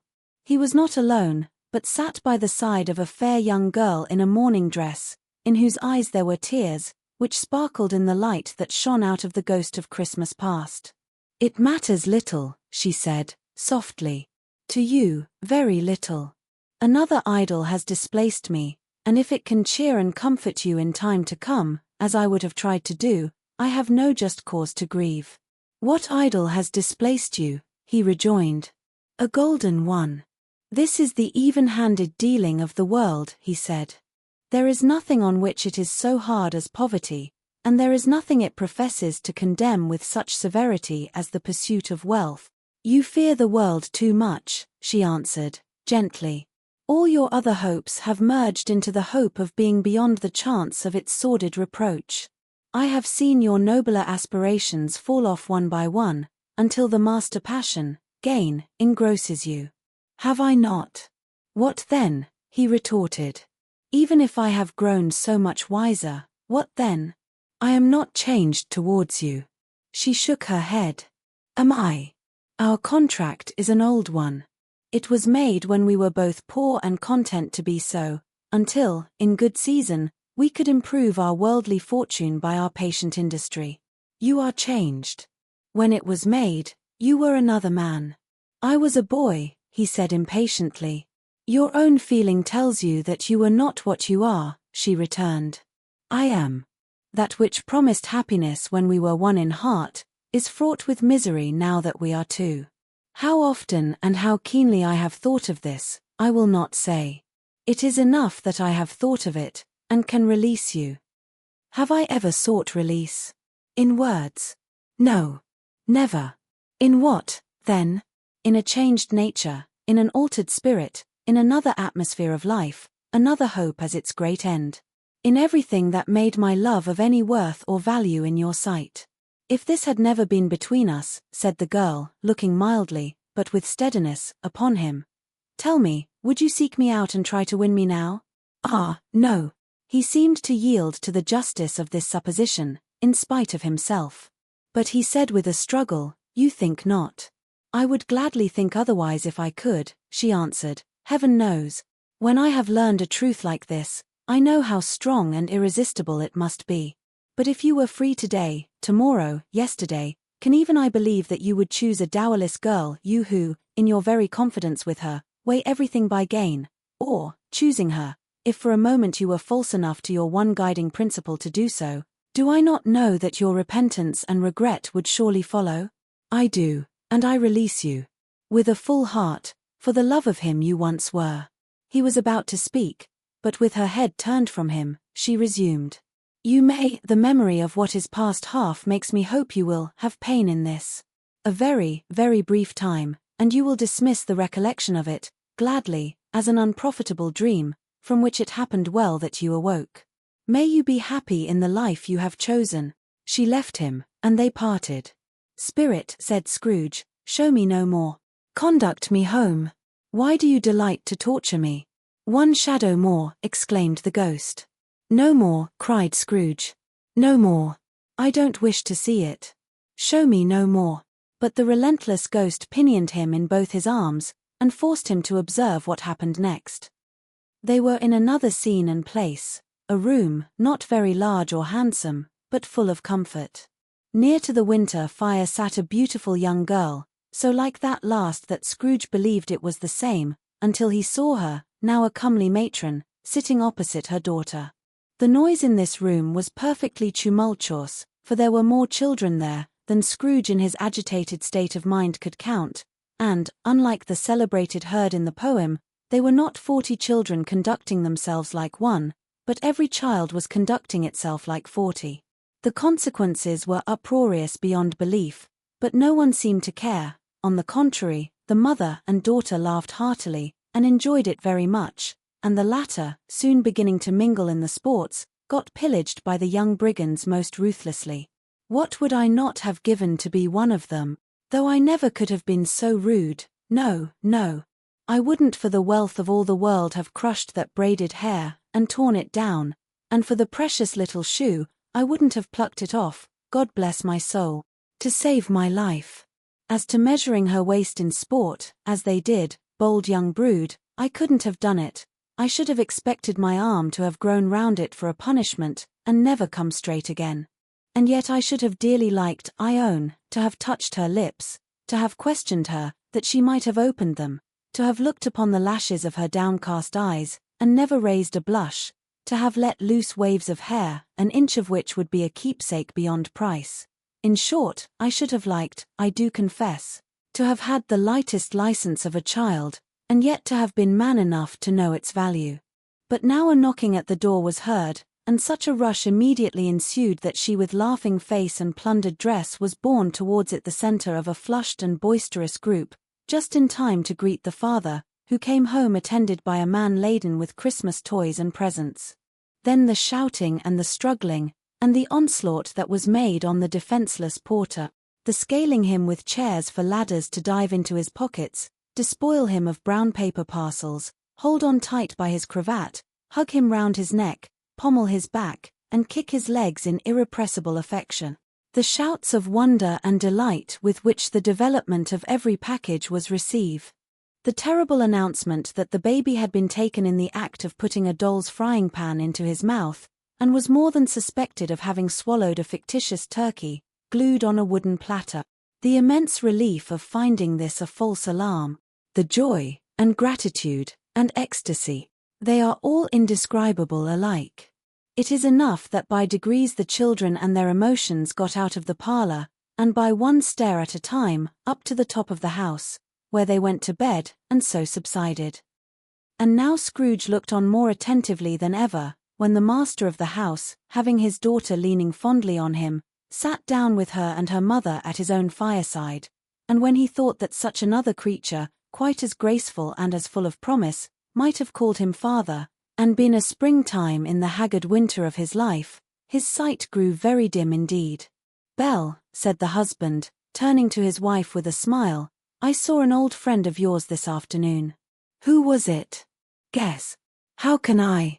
Tut, don't I know, she added in the same breath, laughing as he laughed. Mr. Scrooge. Mr. Scrooge it was. I passed his office window, and as it was not shut up, and he had a candle inside, I could scarcely help seeing him. His partner lies upon the point of death, I hear, and there he sat alone. Quite alone in the world, I do believe. Spirit, said Scrooge in a broken voice, remove me from this place. I told you these were shadows of the things that have been, said the ghost. That they are what they are, do not blame me, remove me. Scrooge exclaimed, I cannot bear it. He turned upon the ghost, and seeing that it looked upon him with a face, in which in some strange way there were fragments of all the faces it had shown him, wrestled with it. Leave me. Take me back. Haunt me no longer. In the struggle, if that can be called a struggle in which the ghost with no visible resistance on its own part was undisturbed by any effort of its adversary, Scrooge observed that its light was burning high and bright, and dimly connecting that with its influence over him, he seized the extinguisher cap, and by a sudden action pressed it down upon its head. The spirit dropped beneath it, so that the extinguisher covered its whole form, but though Scrooge pressed it down with all his force, he could not hide the light, which streamed from under it, in an unbroken flood upon the ground. He was conscious of being exhausted, and overcome by an irresistible drowsiness, and, further, of being in his own bedroom. He gave the cap a parting squeeze, in which his hand relaxed, and had barely time to reel to bed, before he sank into a heavy sleep. Stave 3. The second of the three spirits. Awaking in the middle of a prodigiously tough snore, and sitting up in bed to get his thoughts together, Scrooge had no occasion to be told that the bell was again upon the stroke of 1. He felt that he was restored to consciousness in the right nick of time, for the especial purpose of holding a conference with the second messenger despatched to him through Jacob Marley's intervention.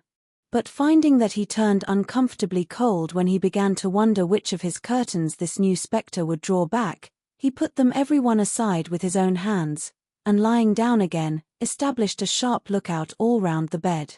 For he wished to challenge the spirit on the moment of its appearance, and did not wish to be taken by surprise, and made nervous.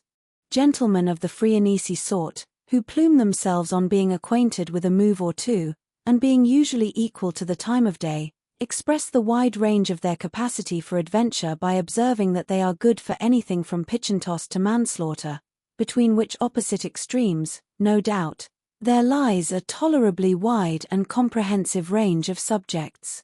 Without venturing for Scrooge quite as hardily as this, I don't mind calling on you to believe that he was ready for a good broad field of strange appearances, and that nothing between a baby and rhinoceros would have astonished him very much. Now, being prepared for almost anything, he was not by any means prepared for nothing, and, consequently, when the bell struck one, and no shape appeared, he was taken with a violent fit of trembling. 5 minutes, 10 minutes, a quarter of an hour went by, yet nothing came. All this time, he lay upon his bed, the very core and center of a blaze of ruddy light, which streamed upon it when the clock proclaimed the hour, and which, being only light, was more alarming than a dozen ghosts, as he was powerless to make out what it meant, or would be at, and was sometimes apprehensive that he might be at that very moment an interesting case of spontaneous combustion, without having the consolation of knowing it. At last, however, he began to think as you or I would have thought at first, for it is always the person not in the predicament who knows what ought to have been done in it, and would unquestionably have done it too. At last, I say, he began to think that the source and secret of this ghostly light might be in the adjoining room, from whence, on further tracing it, it seemed to shine. This idea taking full possession of his mind, he got up softly and shuffled in his slippers to the door. The moment Scrooge's hand was on the lock, a strange voice called him by his name, and bade him enter. He obeyed. It was his own room. There was no doubt about that. But it had undergone a surprising transformation. The walls and ceiling were so hung with living green, that it looked a perfect grove, from every part of which, bright gleaming berries glistened. The crisp leaves of holly, mistletoe, and ivy reflected back the light, as if so many little mirrors had been scattered there, and such a mighty blaze went roaring up the chimney, as that dull petrification of a hearth had never known in Scrooge's time, or Marley's, or for many and many a winter season gone. Heaped up on the floor, to form a kind of throne, were turkeys, geese, game, poultry, brawn, great joints of meat, sucking pigs, long wreaths of sausages, mince pies, plum puddings, barrels of oysters, red-hot chestnuts, cherry-cheeked apples, juicy oranges, luscious pears, immense twelfth cakes, and seething bowls of punch, that made the chamber dim with their delicious steam. In easy state upon this couch, there sat a jolly giant, glorious to see, who bore a glowing torch, in shape not unlike Plenty's horn, and held it up, high up, to shed its light on Scrooge, as he came peeping round the door. "Come in," exclaimed the ghost. "Come in, and know me better, man." Scrooge entered timidly, and hung his head before this spirit. He was not the dogged Scrooge he had been, and though the spirit's eyes were clear and kind, he did not like to meet them. "I am the ghost of Christmas present," said the spirit. "Look upon me." Scrooge reverently did so. It was clothed in one simple green robe, or mantle, bordered with white fur. This garment hung so loosely on the figure, that its capacious breast was bare, as if disdaining to be warded or concealed by any artifice. Its feet, observable beneath the ample folds of the garment, were also bare, and on its head it wore no other covering than a holly wreath, set here and there with shining icicles. Its dark brown curls were long and free as its genial face, its sparkling eye, its open hand, its cheery voice, its unconstrained demeanor, and its joyful air. Girded round its middle was an antique scabbard, but no sword was in it, and the ancient sheath was eaten up with rust. "You have never seen the like of me before," exclaimed the spirit. "Never," Scrooge made answer to it. "Have never walked forth with the younger members of my family, meaning, for I am very young, my elder brothers born in these later years," pursued the phantom. "I don't think I have," said Scrooge. "I am afraid I have not." "Have you had many brothers, Spirit?" "More than 1800, said the ghost. "A tremendous family to provide for," muttered Scrooge. The ghost of Christmas present rose. "Spirit," said Scrooge submissively, "conduct me where you will. I went forth last night on compulsion, and I learnt a lesson which is working now. Tonight, if you have aught to teach me, let me profit by it." "Touch my robe." Scrooge did as he was told, and held it fast. Holly, mistletoe, red berries, ivy, turkeys, geese, game, poultry, brawn, meat, pigs, sausages, oysters, pies, puddings, fruit, and punch, all vanished instantly. So did the room, the fire, the ruddy glow, the hour of night, and they stood in the city streets on Christmas morning, where, for the weather was severe, the people made a rough, but brisk and not unpleasant kind of music, in scraping the snow from the pavement in front of their dwellings, and from the tops of their houses, whence it was mad delight to the boys to see it come plumping down into the road below, and splitting into artificial little snowstorms. The house fronts looked black enough, and the windows blacker, contrasting with the smooth white sheet of snow upon the roofs, and with the dirtier snow upon the ground, which last deposit had been ploughed up in deep furrows by the heavy wheels of carts and wagons, furrows that crossed and recrossed each other hundreds of times where the great streets branched off, and made intricate channels, hard to trace in the thick yellow mud and icy water. The sky was gloomy, and the shortest streets were choked up with a dingy mist, half thawed, half frozen, whose heavier particles descended in a shower of sooty atoms, as if all the chimneys in Great Britain had, by one consent, caught fire, and were blazing away to their dear hearts' content. There was nothing very cheerful in the climate or the town, and yet was there an air of cheerfulness abroad that the clearest summer air and brightest summer sun might have endeavored to diffuse in vain. For, the people who were shoveling away on the housetops were jovial and full of glee, calling out to one another from the parapets, and now and then exchanging a facetious snowball, better-natured missile far than many a wordy jest, laughing heartily if it went right and not less heartily if it went wrong. The poulterers' shops were still half open, and the fruiterers were radiant in their glory. There were great, round, pot-bellied baskets of chestnuts, shaped like the waistcoats of jolly old gentlemen, lolling at the doors, and tumbling out into the street in their apoplectic opulence. There were ruddy, brown-faced, broad-girthed Spanish onions, shining in the fatness of their growth like Spanish friars, and winking from their shelves in wanton slyness at the girls as they went by, and glanced demurely at the hung-up mistletoe.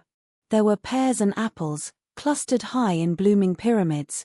There were bunches of grapes, made, in the shopkeeper's benevolence to dangle from conspicuous hooks, that people's mouths might water gratis as they passed. There were piles of filberts, mossy and brown, recalling, in their fragrance, ancient walks among the woods, and pleasant shufflings ankle-deep through withered leaves. There were Norfolk biffins, squat and swarthy, setting off the yellow of the oranges and lemons, and, in the great compactness of their juicy persons, urgently entreating and beseeching to be carried home in paper bags and eaten after dinner. The very gold and silver fish, set forth among these choice fruits in a bowl, though members of a dull and stagnant-blooded race, appeared to know that there was something going on, and, to a fish, went gasping round and round their little world in slow and passionless excitement. The grocers. Oh, the grocers!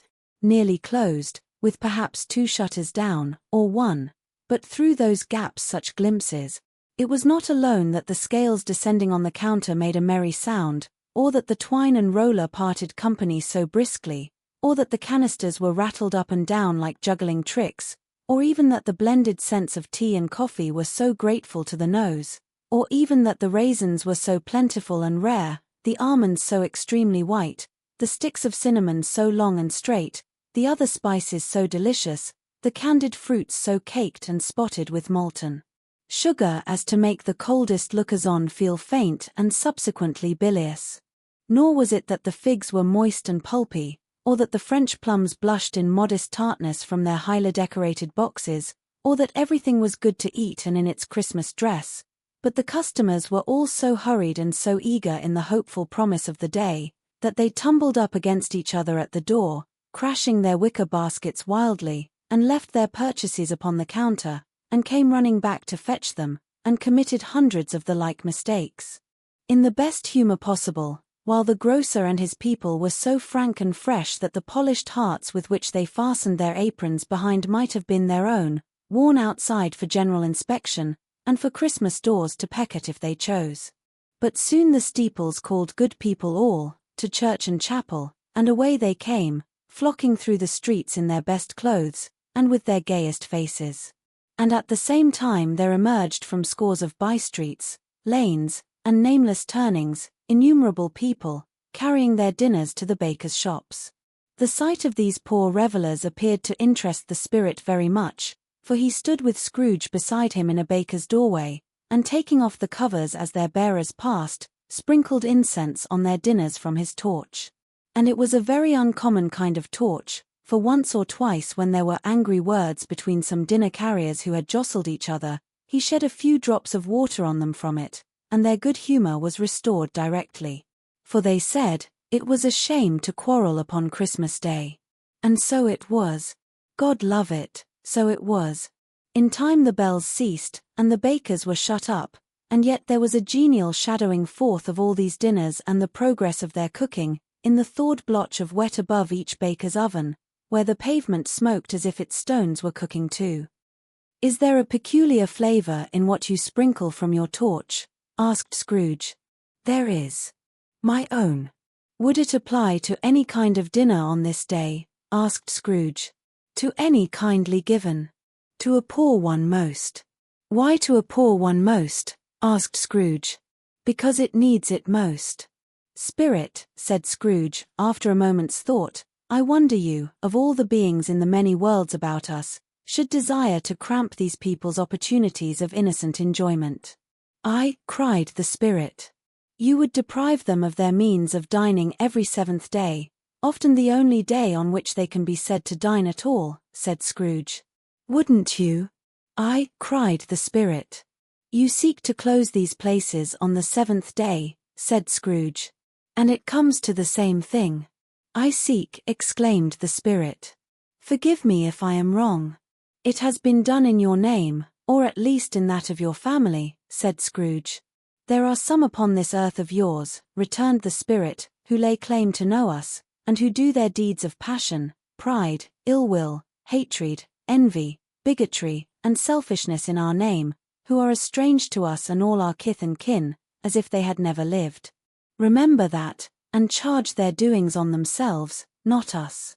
Scrooge promised that he would, and they went on, invisible, as they had been before, into the suburbs of the town. It was a remarkable quality of the ghost, which Scrooge had observed at the baker's, that notwithstanding his gigantic size, he could accommodate himself to any place with ease, and that he stood beneath a low roof quite as gracefully and like a supernatural creature, as it was possible he could have done in any lofty hall. And perhaps it was the pleasure the good Spirit had in showing off this power of his, or else it was his own kind, generous, hearty nature, and his sympathy with all poor men, that led him straight to Scrooge's clerks, for there he went, and took Scrooge with him, holding to his robe, and on the threshold of the door the Spirit smiled, and stopped to bless Bob Cratchit's dwelling with the sprinkling of his torch. Think of that! Bob had but 15 bob a week himself, he pocketed on Saturdays but 15 copies of his Christian name, and yet the ghost of Christmas present blessed his four-roomed house.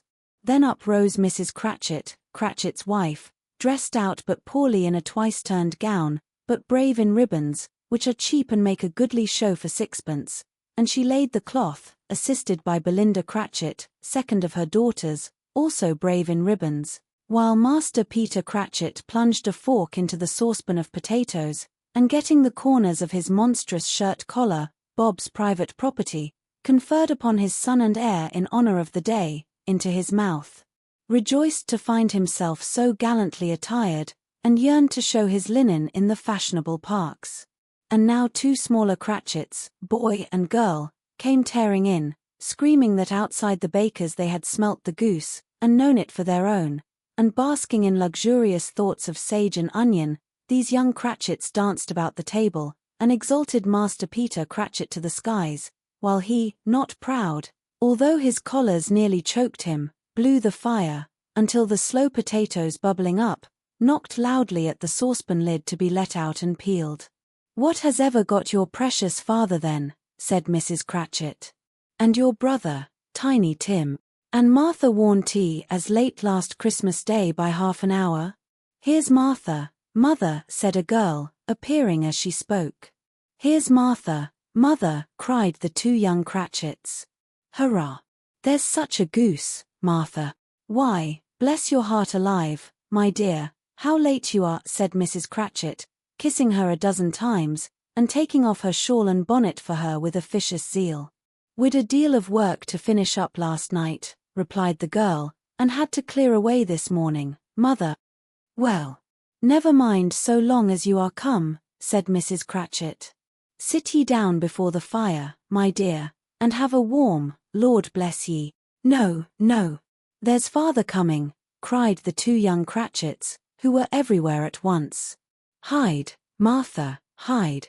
So Martha hid herself, and in came little Bob, the father, with at least 3 feet of comforter exclusive of the fringe, hanging down before him, and his threadbare clothes darned up and brushed, to look seasonable, and Tiny Tim upon his shoulder.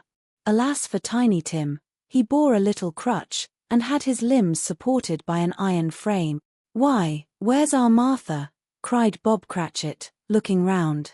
"Not coming," said Mrs. Cratchit. "Not coming," said Bob, with a sudden declension in his high spirits, for he had been Tim's blood horse all the way from church, and had come home rampant. "Not coming upon Christmas Day." Martha didn't like to see him disappointed, if it were only in joke, so she came out prematurely from behind the closet door, and ran into his arms, while the two young Cratchits hustled Tiny Tim, and bore him off into the wash-house, that he might hear the pudding singing in the copper. "And how did little Tim behave?" asked Mrs. Cratchit, when she had rallied Bob on his credulity, and Bob had hugged his daughter to his heart's content. "As good as gold," said Bob, "and better. Somehow he gets thoughtful, sitting by himself so much, and thinks the strangest things you ever heard. He told me, coming home, that he hoped the people saw him in the church, because he was a cripple, and it might be pleasant to them to remember upon Christmas Day, who made lame beggars walk, and blind men see." Bob's voice was tremulous when he told them this, and trembled more when he said that Tiny Tim was growing strong and hearty. His active little crutch was heard upon the floor, and back came Tiny Tim before another word was spoken, escorted by his brother and sister to his stool before the fire, and while Bob, turning up his cuffs as if, poor fellow, they were capable of being made more shabby, compounded some hot mixture in a jug with gin and lemons, and stirred it round and put it on the hob to simmer, Master Peter and the two ubiquitous young Cratchits went to fetch the goose, with which they soon returned in high procession. Such a bustle ensued that you might have thought a goose the rarest of all birds, a feathered phenomenon, to which a black swan was a matter of course, and in truth it was something very like it in that house. Mrs. Cratchit made the gravy ready beforehand in a little saucepan, hissing hot. Master Peter mashed the potatoes with incredible vigor. Miss Belinda sweetened up the apple sauce. Martha dusted the hot plates. Bob took Tiny Tim beside him in a tiny corner at the table. The two young Cratchits set chairs for everybody, not forgetting themselves, and mounting guard upon their posts, crammed spoons into their mouths, lest they should shriek for goose before their turn came to be helped. At last the dishes were set on, and grace was said. It was succeeded by a breathless pause, as Mrs. Cratchit, looking slowly all along the carving knife, prepared to plunge it in the breast, but when she did, and when the long-expected gush of stuffing issued forth, one murmur of delight arose all round the board, and even Tiny Tim, excited by the two young Cratchits, beat on the table with the handle of his knife, and feebly cried hurrah. There never was such a goose. Bob said he didn't believe there ever was such a goose cooked. Its tenderness and flavor, size and cheapness, were the themes of universal admiration. Eked out by apple sauce and mashed potatoes, it was a sufficient dinner for the whole family. indeed, as Mrs. Cratchit said with great delight, surveying one small atom of a bone upon the dish, they hadn't ate it all at last. Yet everyone had had enough, and the youngest Cratchits in particular, were steeped in sage and onion to the eyebrows. But now, the plates being changed by Miss Belinda, Mrs. Cratchit left the room alone, too nervous to bear witnesses, to take the pudding up and bring it in. Suppose it should not be done enough. Suppose it should break in turning out. Suppose somebody should have got over the wall of the backyard, and stolen it, while they were merry with the goose, a supposition at which the two young Cratchits became livid. All sorts of horrors were supposed. Hello! A great deal of steam. The pudding was out of the copper. A smell like a washing day. That was the cloth. A smell like an eating house and a pastry cook's next door to each other, with a laundress's next door to that. That was the pudding. In half a minute Mrs. Cratchit entered, flushed, but smiling proudly, with the pudding, like a speckled cannonball, so hard and firm, blazing in half a quartern of ignited brandy, and bedight with Christmas holly stuck into the top. Oh, a wonderful pudding! Bob Cratchit said, and calmly too, that he regarded it as the greatest success achieved by Mrs. Cratchit since their marriage. Mrs. Cratchit said that now the weight was off her mind, she would confess she had had her doubts about the quantity of flour. Everybody had something to say about it, but nobody said or thought it was at all a small pudding for a large family. It would have been flat heresy to do so. Any Cratchit would have blushed to hint at such a thing. At last the dinner was all done, the cloth was cleared, the hearth swept, and the fire made up. The compound in the jug being tasted, and considered perfect, apples and oranges were put upon the table, and a shovelful of chestnuts on the fire.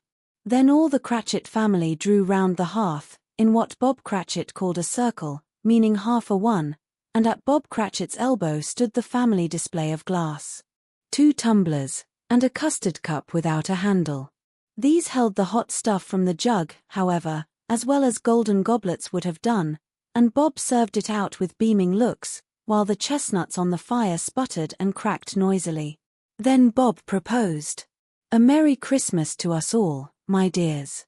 God bless us," which all the family re-echoed. "God bless us every one," said Tiny Tim, the last of all.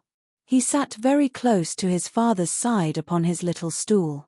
Bob held his withered little hand in his, as if he loved the child, and wished to keep him by his side, and dreaded that he might be taken from him. "Spirit," said Scrooge, with an interest he had never felt before, "tell me if Tiny Tim will live." "I see a vacant seat," replied the ghost, "in the poor chimney corner, and a crutch without an owner, carefully preserved. If these shadows remain unaltered by the future, the child will die." "No, no," said Scrooge. "Oh, no, kind spirit. Say he will be spared. If these shadows remain unaltered by the future, none other of my race," returned the ghost, "will find him here. What then? If he be like to die, he had better do it, and decrease the surplus population." Scrooge hung his head to hear his own words quoted by the spirit, and was overcome with penitence and grief. "Man," said the ghost, "if man you be in heart, not adamant, forbear that wicked cant until you have discovered what the surplus is, and where it is. Will you decide what men shall live, what men shall die? It may be, that in the sight of heaven, you are more worthless and less fit to live than millions like this poor man's child. O God! To hear the insect on the leaf pronouncing on the too much life among his hungry brothers in the dust." Scrooge bent before the ghost's rebuke, and trembling cast his eyes upon the ground. But he raised them speedily, on hearing his own name. "Mr. Scrooge," said Bob, "I'll give you Mr. Scrooge, the founder of the feast." "The founder of the feast, indeed," cried Mrs. Cratchit, reddening. "I wish I had him here. I'd give him a piece of my mind to feast upon, and I hope he'd have a good appetite for it." "My dear," said Bob, "the children. Christmas Day." "It should be Christmas Day, I am sure," said she, "on which one drinks the health of such an odious, stingy, hard, unfeeling man as Mr. Scrooge. You know he is, Robert. Nobody knows it better than you do, Poor fellow. My dear, was Bob's mild answer, Christmas Day. I'll drink his health for your sake and the day's, said Mrs. Cratchit, not for his. Long life to him. A Merry Christmas and a Happy New Year. He'll be very merry and very happy, I have no doubt. The children drank the toast after her. It was the first of their proceedings which had no heartiness. Tiny Tim drank it last of all, but he didn't care twopence for it.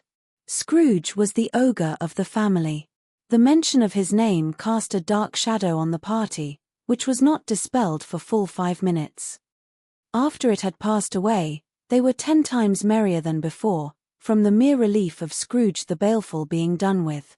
Bob Cratchit told them how he had a situation in his eye for Master Peter, which would bring in, if obtained, full 5 and 6pence weekly. The 2 young Cratchits laughed tremendously at the idea of Peter's being a man of business, and Peter himself looked thoughtfully at the fire from between his collars, as if he were deliberating what particular investments he should favor when he came into the receipt of that bewildering income. Martha, who was a poor apprentice at a milliner's, then told them what kind of work she had to do, and how many hours she worked at a stretch, and how she meant to lie abed tomorrow morning for a good long rest, tomorrow being a holiday she passed at home. Also how she had seen a countess and a lord some days before, and how the lord was much about as tall as Peter, at which Peter pulled up his collars so high that you couldn't have seen his head if you had been there. All this time the chestnuts and the jug went round, and by they had a song, about a lost child travelling in the snow, from Tiny Tim, who had a plaintive little voice, and sang it very well indeed. There was nothing of high mark in this. They were not a handsome family, they were not well dressed, their shoes were far from being waterproof, their clothes were scanty, and Peter might have known, and very likely did, the inside of a pawnbroker's. But they were happy, grateful, pleased with one another, and contented with the time, and when they faded, and looked happier yet in the bright sprinklings of the spirit's torch at parting, Scrooge had his eye upon them, and especially on Tiny Tim, until the last. By this time it was getting dark, and snowing pretty heavily, and as Scrooge and the spirit went along the streets, the brightness of the roaring fires in kitchens, parlors, and all sorts of rooms, was wonderful. Here, the flickering of the blaze showed preparations for a cozy dinner, with hot plates baking through and through before the fire, and deep red curtains, ready to be drawn to shut out cold and darkness. There all the children of the house were running out into the snow to meet their married sisters, brothers, cousins, uncles, aunts, and be the first to greet them. Here, again, were shadows on the window blind of guests assembling, and there a group of handsome girls, all hooded and fur-booted, and all chattering at once, tripped lightly off to some near neighbor's house, where, woe upon the single man who saw them enter artful witches, well they knew it in a glow. But, if you had judged from the numbers of people on their way to friendly gatherings, you might have thought that no one was at home to give them welcome when they got there, instead of every house expecting company, and piling up its fires half-chimney high. Blessings on it, how the ghost exulted!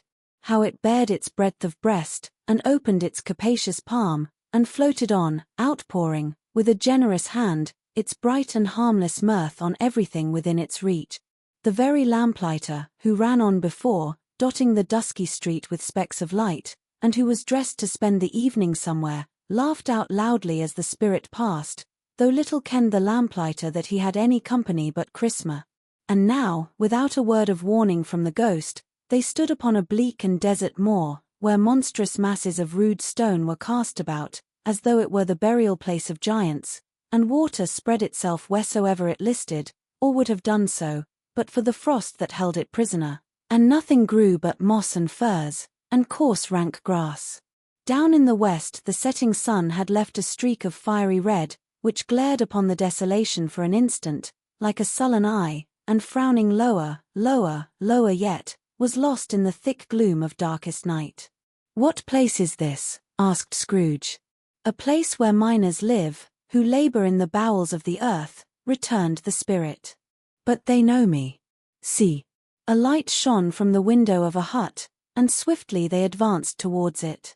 Passing through the wall of mud and stone, they found a cheerful company assembled round a glowing fire. An old, old man and woman, with their children and their children's children, and another generation beyond that, all decked out gaily in their holiday attire. The old man, in a voice that seldom rose above the howling of the wind upon the barren waste, was singing them a Christmas song. It had been a very old song when he was a boy, and from time to time they all joined in the chorus. So surely as they raised their voices, the old man got quite blithe and loud, and so surely as they stopped, his vigor sank again. The Spirit did not tarry here, but bade Scrooge hold his robe, and passing on above the moor, sped whither? Not to sea. To sea. To Scrooge's horror, looking back, he saw the last of the land, a frightful range of rocks, behind them, and his ears were deafened by the thundering of water, as it rolled and roared, and raged among the dreadful caverns it had worn, and fiercely tried to undermine the earth.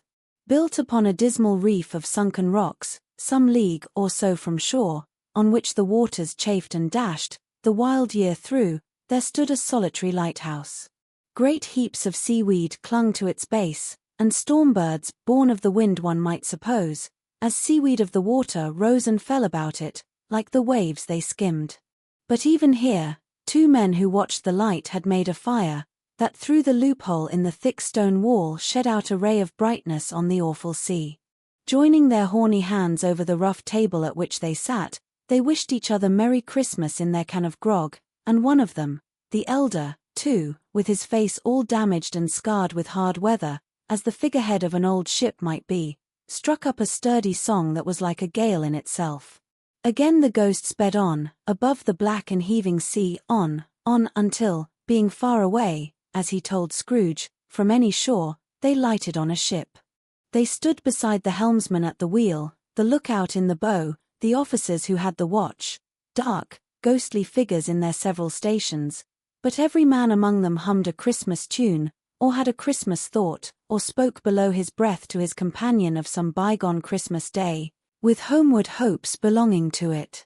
And every man on board, waking or sleeping, good or bad, had had a kinder word for another on that day than on any day in the year, and had shared to some extent in its festivities, and had remembered those he cared for at a distance, and had known that they delighted to remember him.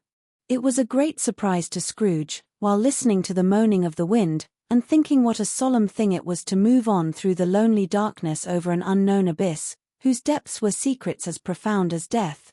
It was a great surprise to Scrooge, while thus engaged, to hear a hearty laugh. It was a much greater surprise to Scrooge to recognize it as his own nephew's and to find himself in a bright, dry, gleaming room, with the Spirit standing smiling by his side, and looking at that same nephew with approving affability. "Ha, ha," laughed Scrooge's nephew. "Ha, ha, ha.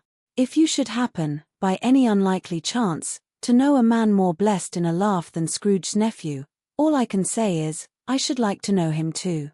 Introduce him to me, and I'll cultivate his acquaintance. It is a fair, even-handed, noble adjustment of things, that while there is infection in disease and sorrow, there is nothing in the world so irresistibly contagious as laughter and good humor." When Scrooge's nephew laughed in this way, holding his sides, rolling his head, and twisting his face into the most extravagant contortions, Scrooge's niece, by marriage, laughed as heartily as he. And their assembled friends, being not a bit behindhand, roared out lustily. "Ha, ha, ha, ha, ha, ha. He said that Christmas was a humbug, as I live," cried Scrooge's nephew. "He believed it too. More shame for him, Fred," said Scrooge's niece, indignantly. "Bless those women, they never do anything by halves. They are always in earnest." She was very pretty, exceedingly pretty, with a dimpled, surprised-looking, capital face, a ripe little mouth, that seemed made to be kissed, as no doubt it was, all kinds of good little dots about her chin, that melted into one another when she laughed, and the sunniest pair of eyes you ever saw in any little creature's head. Altogether she was what you would have called provoking, you know, but satisfactory, too. Oh, perfectly satisfactory. "He's a comical old fellow," said Scrooge's nephew, "that's the truth, and not so pleasant as he might be. However, his offences carry their own punishment, and I have nothing to say against him. I'm sure he is very rich, Fred, hinted Scrooge's niece. At least you always tell me so. What of that, my dear, said Scrooge's nephew. His wealth is of no use to him. He don't do any good with it. He don't make himself comfortable with it. He hasn't the satisfaction of thinking, ha, that he is ever going to benefit us with it. I have no patience with him, observed Scrooge's niece. Scrooge's niece's sisters, and all the other ladies, expressed the same opinion. Oh, I have, said Scrooge's nephew. I am sorry for him. I couldn't be angry with him if I tried. Who suffers by his ill whims? Himself, always. Here, he takes it into his head to dislike us, and he won't come and dine with us.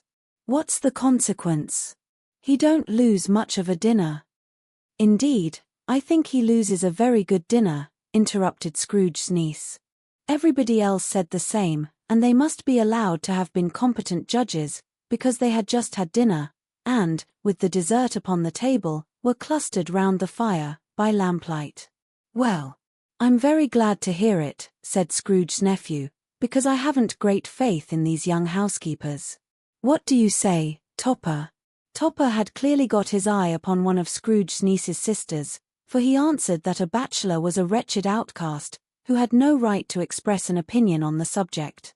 Whereat Scrooge's niece's sister, the plump one with the lace tucker, not the one with the roses, blushed. Do go on, Fred, said Scrooge's niece, clapping her hands. He never finishes what he begins to say. He is such a ridiculous fellow. Scrooge's nephew revelled in another laugh, and as it was impossible to keep the infection off, though the plump sister tried hard to do it with aromatic vinegar, his example was unanimously followed. I was only going to say, said Scrooge's nephew, that the consequence of his taking a dislike to us, and not making merry with us, is, as I think, that he loses some pleasant moments, which could do him no harm. I am sure he loses pleasanter companions than he can find in his own thoughts, either in his mouldy old office, or his dusty chambers. I mean to give him the same chance every year, whether he likes it or not, for I pity him. He may rail at Christmas till he dies, but he can't help thinking better of it. I defy him if he finds me going there, in good temper, year after year, and saying, Uncle Scrooge, how are you? If it only puts him in the vein to leave his poor clerk £50, that's something, and I think I shook him yesterday. It was their turn to laugh now at the notion of his shaking Scrooge. But being thoroughly good-natured, and not much caring what they laughed at, so that they laughed at any rate, he encouraged them in their merriment, and passed the bottle joyously. After tea, they had some music. For they were a musical family, and knew what they were about, when they sung a glee or catch, I can assure you, especially Topper, who could growl away in the bass like a good one, and never swell the large veins in his forehead, or get red in the face over it. Scrooge's niece played well upon the harp, and played among other tunes a simple little air, a mere nothing. You might learn to whistle it in 2 minutes, which had been familiar to the child who fetched Scrooge from the boarding school, as he had been reminded by the ghost of Christmas past. When this strain of music sounded, all the things that ghost had shown him came upon his mind. He softened more and more, and thought that if he could have listened to it often, years ago, he might have cultivated the kindnesses of life for his own happiness with his own hands, without resorting to the sexton's spade that buried Jacob Marley. But they didn't devote the whole evening to music. After a while they played at forfeits, for it is good to be children sometimes, and never better than at Christmas, when its mighty founder was a child himself. Stop.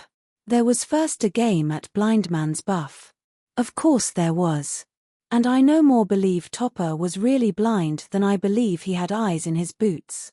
My opinion is, that it was a done thing between him and Scrooge's nephew, and that the ghost of Christmas present knew it. The way he went after that plump sister in the lace tucker was an outrage on the credulity of human nature. Knocking down the fire irons, tumbling over the chairs, bumping against the piano, smothering himself among the curtains, wherever she went, there went he. He always knew where the plump sister was. He wouldn't catch anybody else. If you had fallen up against him, as some of them did, on purpose, he would have made a feint of endeavoring to seize you, which would have been an affront to your understanding, and would instantly have sidled off in the direction of the plump sister. She often cried out that it wasn't fair, and it really was not. But when at last, he caught her, when, in spite of all her silken rustlings, and her rapid flutterings past him, he got her into a corner whence there was no escape, then his conduct was the most execrable. For his pretending not to know her, he's pretending that it was necessary to touch her head-dress, and further to assure himself of her identity by pressing a certain ring upon her finger, and a certain chain about her neck, was vile, monstre.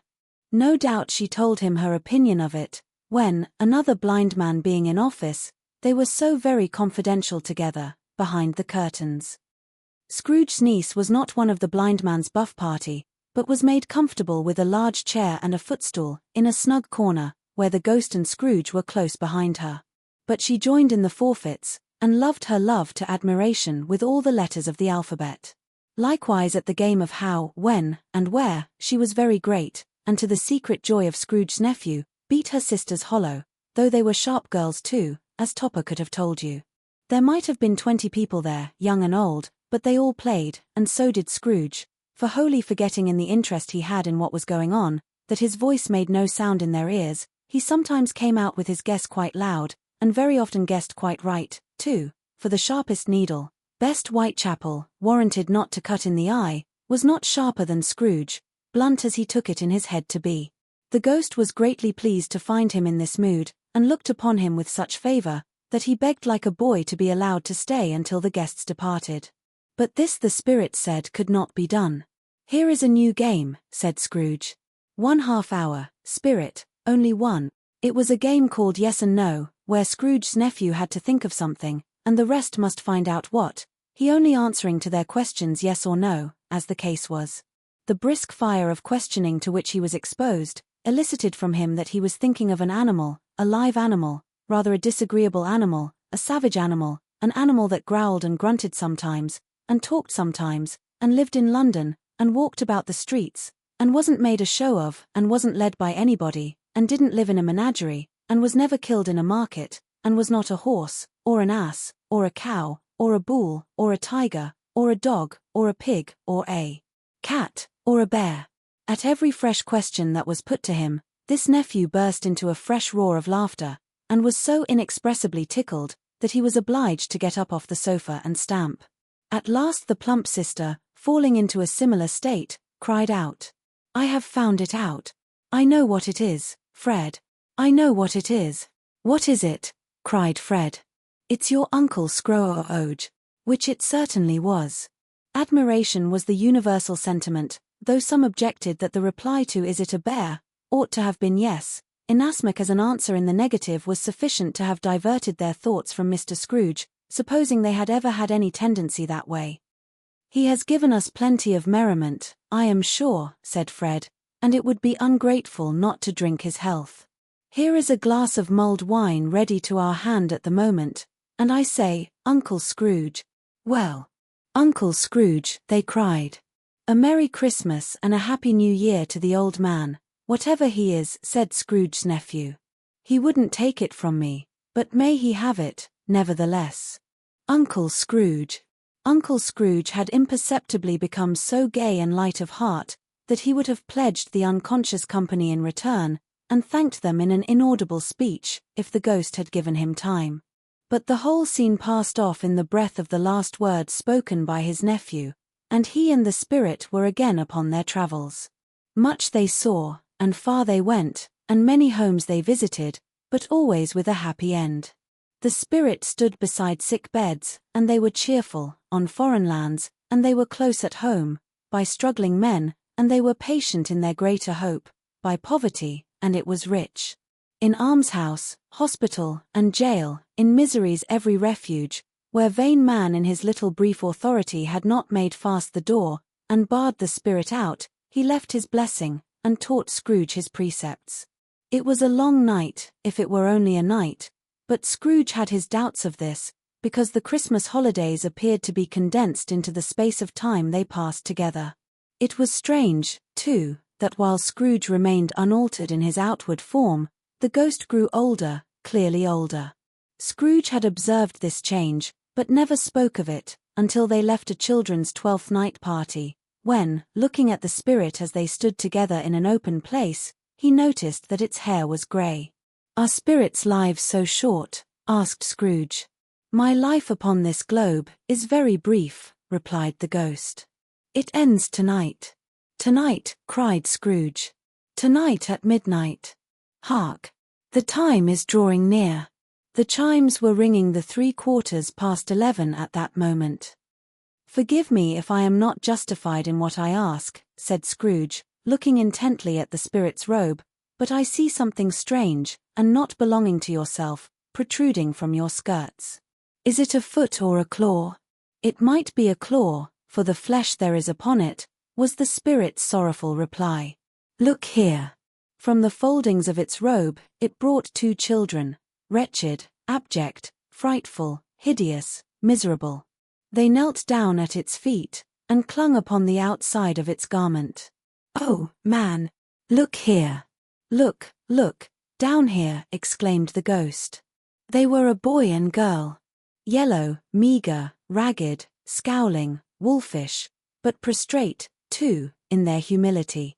Where graceful youth should have filled their features out, and touched them with its freshest tints, a stale and shriveled hand, like that of age, had pinched, and twisted them, and pulled them into shreds.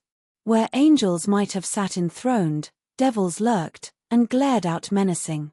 No change, no degradation, no perversion of humanity, in any grade, through all the mysteries of wonderful creation, has monsters half so horrible and dread.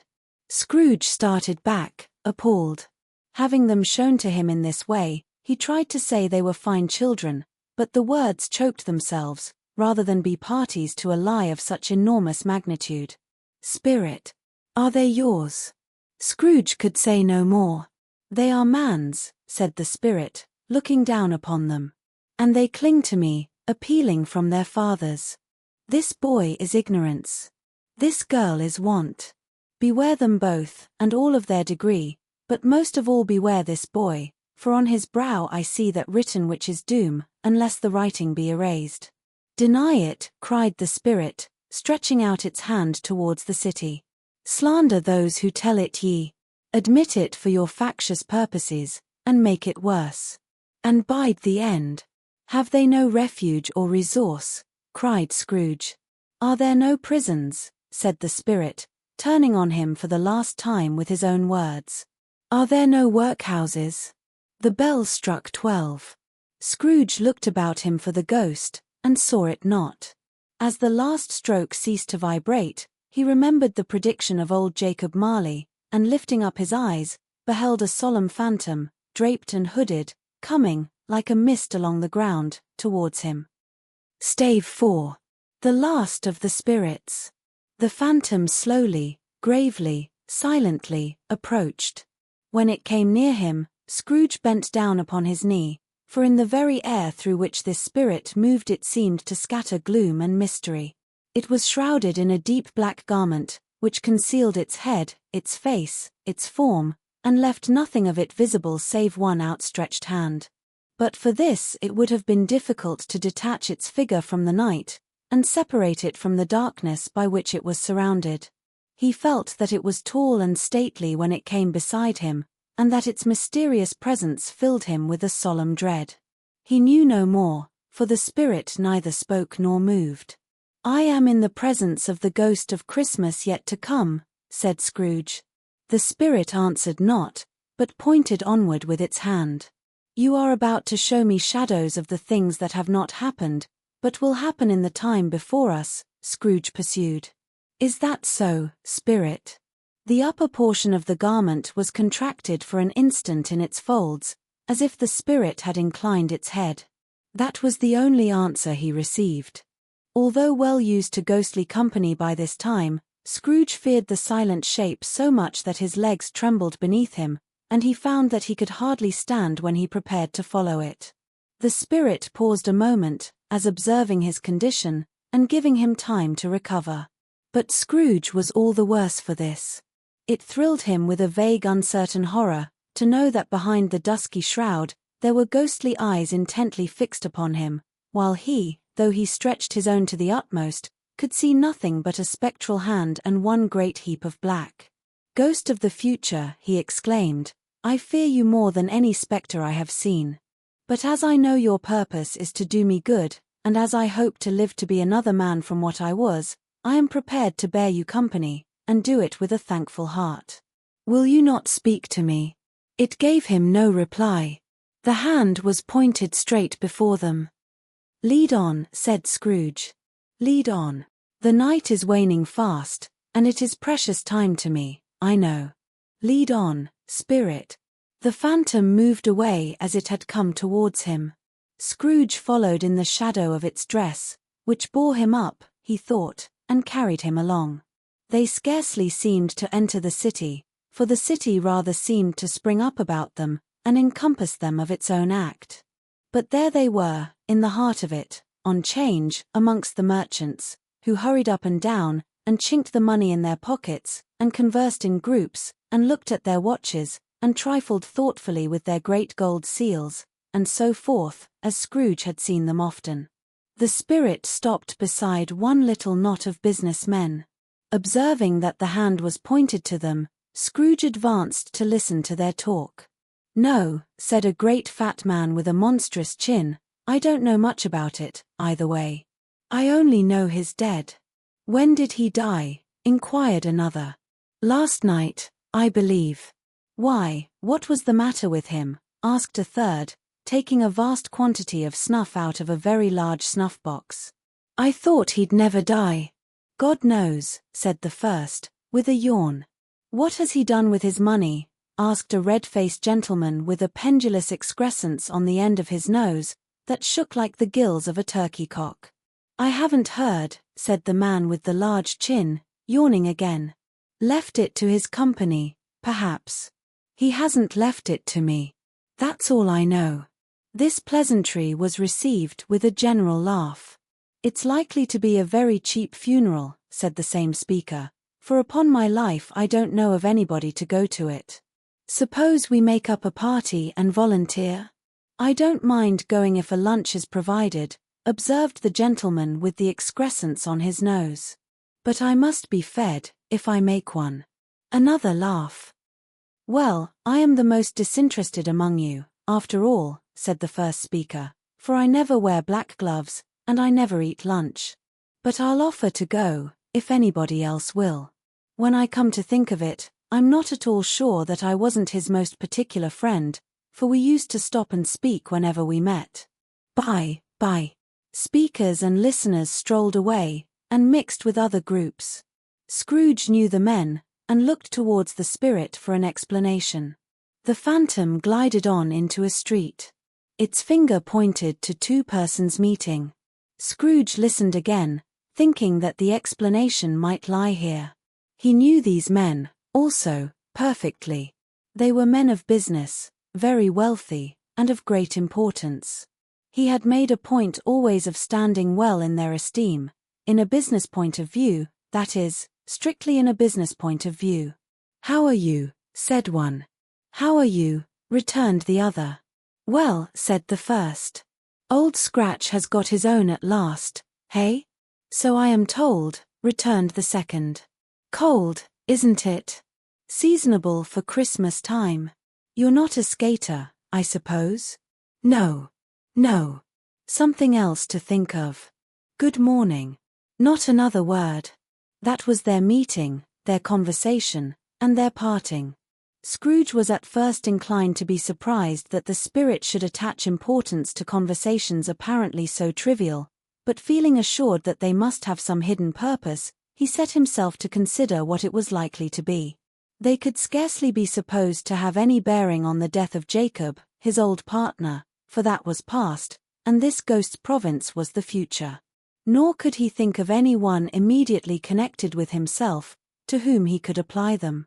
But nothing doubting that to whomsoever they applied they had some latent moral for his own improvement, he resolved to treasure up every word he heard, and everything he saw, and especially to observe the shadow of himself when it appeared. For he had an expectation that the conduct of his future self would give him the clue he missed, and would render the solution of these riddles easy. He looked about in that very place for his own image, but another man stood in his accustomed corner, and though the clock pointed to his usual time of day for being there, he saw no likeness of himself among the multitudes that poured in through the porch. It gave him little surprise, however, for he had been revolving in his mind a change of life, and thought and hoped he saw his newborn resolutions carried out in this. Quiet and dark, beside him stood the phantom, with its outstretched hand. When he roused himself from his thoughtful quest, he fancied from the turn of the hand, and its situation in reference to himself, that the unseen eyes were looking at him keenly. It made him shudder, and feel very cold. They left the busy scene, and went into an obscure part of the town, where Scrooge had never penetrated before, although he recognized its situation, and its bad repute. The ways were foul and narrow, the shops and houses wretched, the people half-naked, drunken, slipshod, ugly. Alleys and archways, like so many cesspools, disgorged their offences of smell, and dirt, and life, upon the straggling streets, and the whole quarter reeked with crime, with filth, and misery. Far in this den of infamous resort, there was a low-browed, beetling shop, below a penthouse roof, where iron, old rags, bottles, bones, and greasy offal were bought. Upon the floor within were piled up heaps of rusty keys, nails, chains, hinges, files, scales, weights, and refuse iron of all kinds. Secrets that few would like to scrutinize were bred and hidden in mountains of unseemly rags, masses of corrupted fat, and sepulchres of bones. Sitting in among the wares he dealt in, by a charcoal stove, made of old bricks, was a grey-haired rascal, nearly 70 years of age, who had screened himself from the cold air without, by a frowsy curtaining of miscellaneous tatters, hung upon a line, and smoked his pipe in all the luxury of calm retirement. Scrooge and the phantom came into the presence of this man, just as a woman with a heavy bundle slunk into the shop. But she had scarcely entered, when another woman, similarly laden, came in too, and she was closely followed by a man in faded black, who was no less startled by the sight of them, than they had been upon the recognition of each other. After a short period of blank astonishment, in which the old man with the pipe had joined them, they all three burst into a laugh. "Let the charwoman alone to be the first," cried she who had entered first. "Let the laundress alone to be the second, and let the undertaker's man alone to be the third. Look here, old Joe, here's a chance. If we haven't all three met here without meaning it." "You couldn't have met in a better place," said old Joe, removing his pipe from his mouth. "Come into the parlour. You were made free of it long ago, you know, and the other 2 strangers. Stop till I shut the door of the shop. Ah, how it squeaks. There ain't such a rusty bit of metal in the place as its own hinges, I believe, and I'm sure there's no such old bones here as mine. Ha, ha. We're all suitable to our calling, we're well matched. Come into the parlour. Come into the parlour." The parlour was the space behind the screen of rags. The old man raked the fire together with an old stair-rod, and having trimmed his smoky lamp, for it was night, with the stem of his pipe, put it in his mouth again.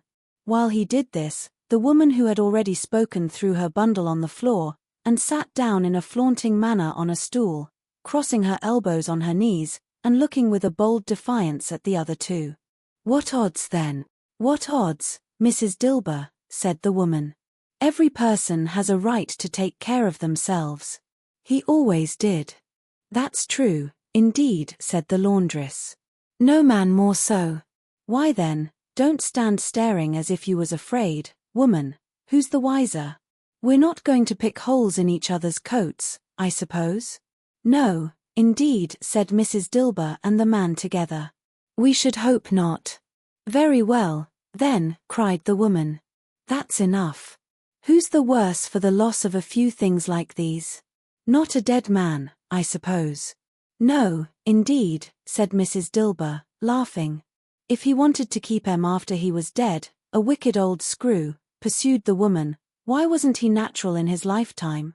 If he had been, he'd have had somebody to look after him when he was struck with death, instead of lying gasping out his last there, alone by himself." "It's the truest word that ever was spoke," said Mrs. Dilber. It's a judgment on him. I wish it was a little heavier judgment, replied the woman, and it should have been, you may depend upon it, if I could have laid my hands on anything else. Open that bundle, old Joe, and let me know the value of it. Speak out plain. I'm not afraid to be the first, nor afraid for them to see it. We know pretty well that we were helping ourselves, before we met here, I believe. It's no sin. Open the bundle, Joe. But the gallantry of her friends would not allow of this, and the man in faded black, mounting the breach first, produced his plunder. It was not extensive. A seal or two, a pencil case, a pair of sleeve buttons, and a brooch of no great value, were all. They were severally examined and appraised by old Joe, who chalked the sums he was disposed to give for each, upon the wall, and added them up into a total when he found there was nothing more to come. That's your account, said Joe, and I wouldn't give another sixpence, if I was to be boiled for not doing it. Who's next? Mrs. Dilber was next. Sheets and towels, a little wearing apparel, 2 old-fashioned silver teaspoons, a pair of sugar tongs, and a few boots. Her account was stated on the wall in the same manner. I always give too much to ladies. It's a weakness of mine, and that's the way I ruin myself, said old Joe. That's your account. If you asked me for another penny, and made it an open question, I'd repent of being so liberal and knock off half a crown. And now undo my bundle, Joe, said the first woman. Joe went down on his knees for the greater convenience of opening it, and having unfastened a great many knots, dragged out a large and heavy roll of some dark stuff. What do you call this? Said Joe. Bed curtains. Ah, returned the woman, laughing and leaning forward on her crossed arms. Bed curtains. You don't mean to say you took 'em down, rings and all, with him lying there, said Joe. Yes, I do, replied the woman. Why not? You were born to make your fortune, said Joe, and you'll certainly do it. I certainly shan't hold my hand, when I can get anything in it by reaching it out, for the sake of such a man as he was, I promise you, Joe, returned the woman coolly. Don't drop that oil upon the blankets, now. His blankets? Asked Joe. Whose else's do you think? Replied the woman. He isn't likely to take cold without 'em, I dare say. I hope he didn't die of anything catching. Eh? Said old Joe, stopping in his work, and looking up. Don't you be afraid of that, returned the woman. Ain't so fond of his company that I'd loiter about him for such things, if he did. Ah, you may look through that shirt till your eyes ache, but you won't find a hole in it, nor a threadbare place. It's the best he had, and a fine one too. They'd have wasted it, if it hadn't been for me. What do you call wasting of it? Asked old Joe. Putting it on him to be buried in, to be sure, replied the woman with a laugh. Somebody was fool enough to do it, but I took it off again. If calico and tea good enough for such a purpose, it isn't good enough for anything. It's quite as becoming to the body.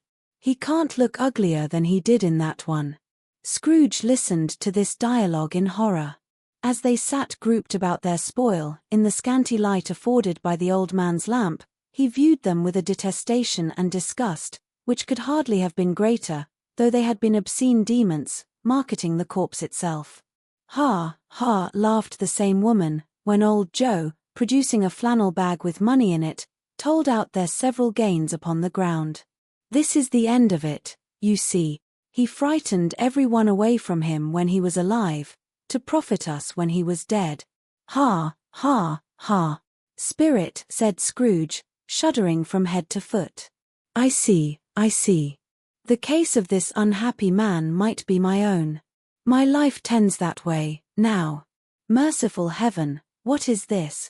He recoiled in terror, for the scene had changed, and now he almost touched a bed, a bare, uncurtained bed, on which, beneath a ragged sheet, there lay a something covered up, which, though it was dumb, announced itself in awful language. The room was very dark, too dark to be observed with any accuracy, though Scrooge glanced round it in obedience to a secret impulse, anxious to know what kind of room it was. A pale light, rising in the outer air, fell straight upon the bed, and on it, plundered and bereft, unwatched, unwept, and cared for, was the body of this man. Scrooge glanced towards the phantom. Its steady hand was pointed to the head. The cover was so carelessly adjusted that the slightest raising of it, the motion of a finger upon Scrooge's part, would have disclosed the face. He thought of it, felt how easy it would be to do, and longed to do it, but had no more power to withdraw the veil than to dismiss the spectre at his side. O cold, cold, rigid, dreadful death, set up thine altar here, and dress it with such terrors as thou hast at thy command, for this is thy dominion. But of the loved, revered, and honoured head, thou canst not turn one hair to thy dread purposes, or make one feature odious. It is not that the hand is heavy and will fall down when released, it is not that the heart and pulse are still, but that the hand was open, generous, and true, the heart brave, warm, and tender, and the pulse a man's. Strike, shadow, strike, and see his good deeds springing from the wound, to sow the world with life immortal. No voice pronounced these words in Scrooge's ears, and yet he heard them when he looked upon the bed. He thought, if this man could be raised up now, what would be his foremost thoughts? Avarice, hard dealing, griping cares. They have brought him to a rich end, truly. He lay, in the dark empty house, with not a man, a woman, or a child, to say that he was kind to me in this or that, and for the memory of one kind word I will be kind to him. A cat was tearing at the door, and there was a sound of gnawing rats beneath the hearthstone. What they wanted in the room of death, and why they were so restless and disturbed, Scrooge did not dare to think. Spirit, he said, this is a fearful place. In leaving it, I shall not leave its lesson, trust me. Let us go. Still the ghost pointed with an unmoved finger to the head. I understand you, Scrooge returned, and I would do it, if I could. But I have not the power, Spirit. I have not the power. Again it seemed to look upon him. If there is any person in the town, who feels emotion caused by this man's death, said Scrooge quite agonized, show that person to me, Spirit, I beseech you. The phantom spread its dark robe before him for a moment, like a wing, and withdrawing it, revealed a room by daylight, where a mother and her children were. She was expecting someone, and with anxious eagerness, for she walked up and down the room, started at every sound, looked out from the window, glanced at the clock, tried, but in vain, to work with her needle, and could hardly bear the voices of the children in their play. At length the long-expected knock was heard. She hurried to the door, and met her husband, a man whose face was careworn and depressed, though he was young. There was a remarkable expression in it now, a kind of serious delight of which he felt ashamed, and which he struggled to repress. He sat down to the dinner that had been hoarding for him by the fire, and when she asked him faintly what news, which was not until after a long silence, he appeared embarrassed how to answer. Is it good, she said, or bad? To help him. Bad, he answered. We are quite ruined. No. There is hope yet, Caroline. If he relents, she said, amazed, there is. Nothing is past hope, if such a miracle has happened. He is past relenting, said her husband. He is dead. She was a mild and patient creature if her face spoke truth, but she was thankful in her soul to hear it, and she said so, with clasped hands. She prayed forgiveness the next moment, and was sorry, but the first was the emotion of her heart. What the half-drunken woman whom I told you of last night said to me, when I tried to see him and obtain a week's delay, and what I thought was a mere excuse to avoid me, turns out to have been quite true. He was not only very ill, but dying, then. To whom will our debt be transferred? I don't know. But before that time we shall be ready with the money, and even though we were not, it would be a bad fortune indeed to find so merciless a creditor in his successor. We may sleep tonight with light hearts, Caroline. Yes. Soften it as they would, their hearts were lighter. The children's faces, hushed and clustered round to hear what they so little understood, were brighter, and it was a happier house for this man's death. The only emotion that the ghost could show him, caused by the event, was one of pleasure.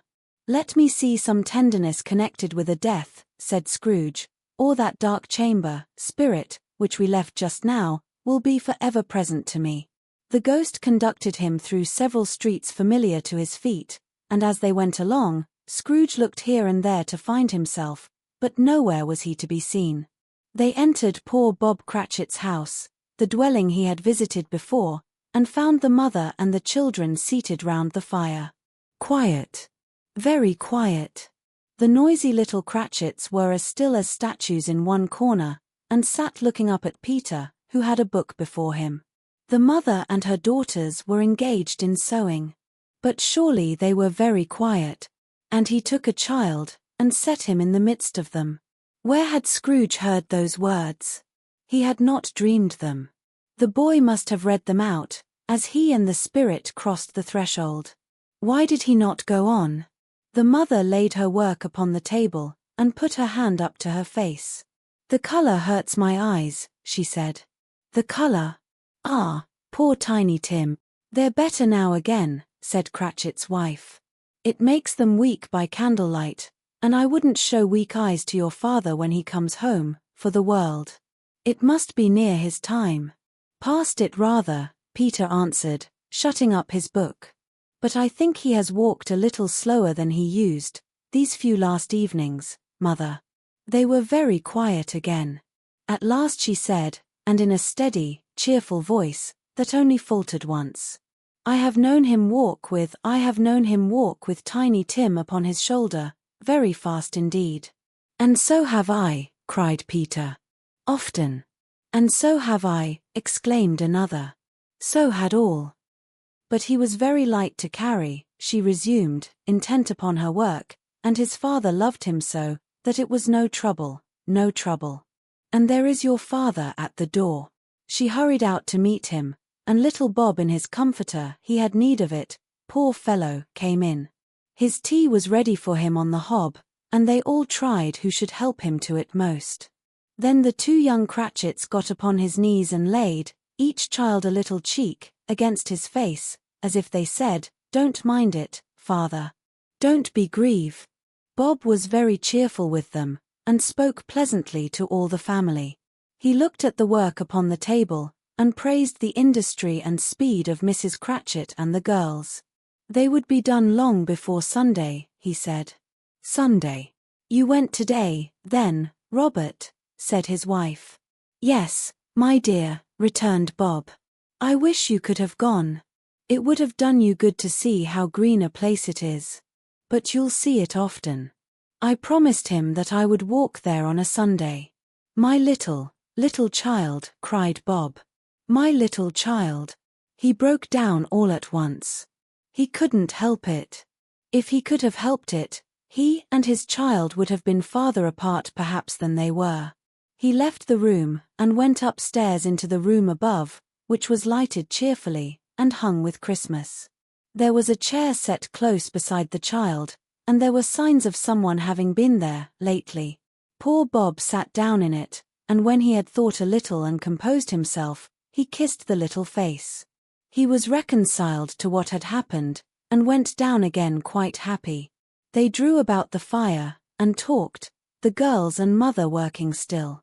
Bob told them of the extraordinary kindness of Mr. Scrooge's nephew, whom he had scarcely seen but once, and who, meeting him in the street that day, and seeing that he looked just a little down, you know, said Bob, inquired what had happened to distress him. "On which," said Bob, "for he is the pleasantest spoken gentleman you ever heard, I told him, 'I am heartily sorry for it, Mr. Cratchit,' he said, 'and heartily sorry for your good wife.' By the by, how he ever knew that, I don't know." "Knew what, my dear?" "Why, that you were a good wife," replied Bob. "Everybody knows that," said Peter. "Very well observed, my boy," cried Bob. "I hope they do. Heartily sorry," he said, "for your good wife. If I can be of service to you in any way," he said, giving me his card, "that's where I live. Pray come to me." Now, it wasn't, cried Bob, for the sake of anything he might be able to do for us, so much as for his kind way, that this was quite delightful. It really seemed as if he had known our Tiny Tim, and felt with us. "I'm sure he's a good soul," said Mrs. Cratchit. "You would be surer of it, my dear," returned Bob, "if you saw and spoke to him. I shouldn't be at all surprised, mark what I say, if he got Peter a better situation." "Only hear that, Peter," said Mrs. Cratchit. "And then," cried one of the girls, "Peter will be keeping company with someone, and setting up for himself." "Get along with you," retorted Peter, grinning. "It's just as likely as not," said Bob, "one of these days, though there's plenty of time for that, my dear. But however and whenever we part from one another, I am sure we shall none of us forget poor Tiny Tim, shall we, or this first parting that there was among us?" "Never, father," cried they all. "And I know," said Bob, "I know, my dears, that when we recollect how patient and how mild he was, although he was a little child, we shall not quarrel easily among ourselves, and forget poor Tiny Tim in doing it." "No, never, father," they all cried again. "I am very happy," said little Bob, "I am very happy." Mrs. Cratchit kissed him, his daughters kissed him, the two young Cratchits kissed him, and Peter and himself shook hands. "Spirit of Tiny Tim, thy childish essence was from God." "Spectre," said Scrooge, "something informs me that our parting moment is at hand." "I know it, but I know not how. Tell me what man that was whom we saw lying dead." The ghost of Christmas yet to come conveyed him, as before, though at a different time, he thought. Indeed, there seemed no order in these latter visions, save that they were in the future into the resorts of business men, but showed him not himself. Indeed, the spirit did not stay for anything, but went straight on, as to the end just now desired, until besought by Scrooge to tarry for a moment. "This court," said Scrooge, "through which we hurry now, is where my place of occupation is, and has been for a length of time. I see the house. Let me behold what I shall be, in days to come." The spirit stopped. The hand was pointed elsewhere. "The house is yonder," Scrooge exclaimed. "Why do you point away?"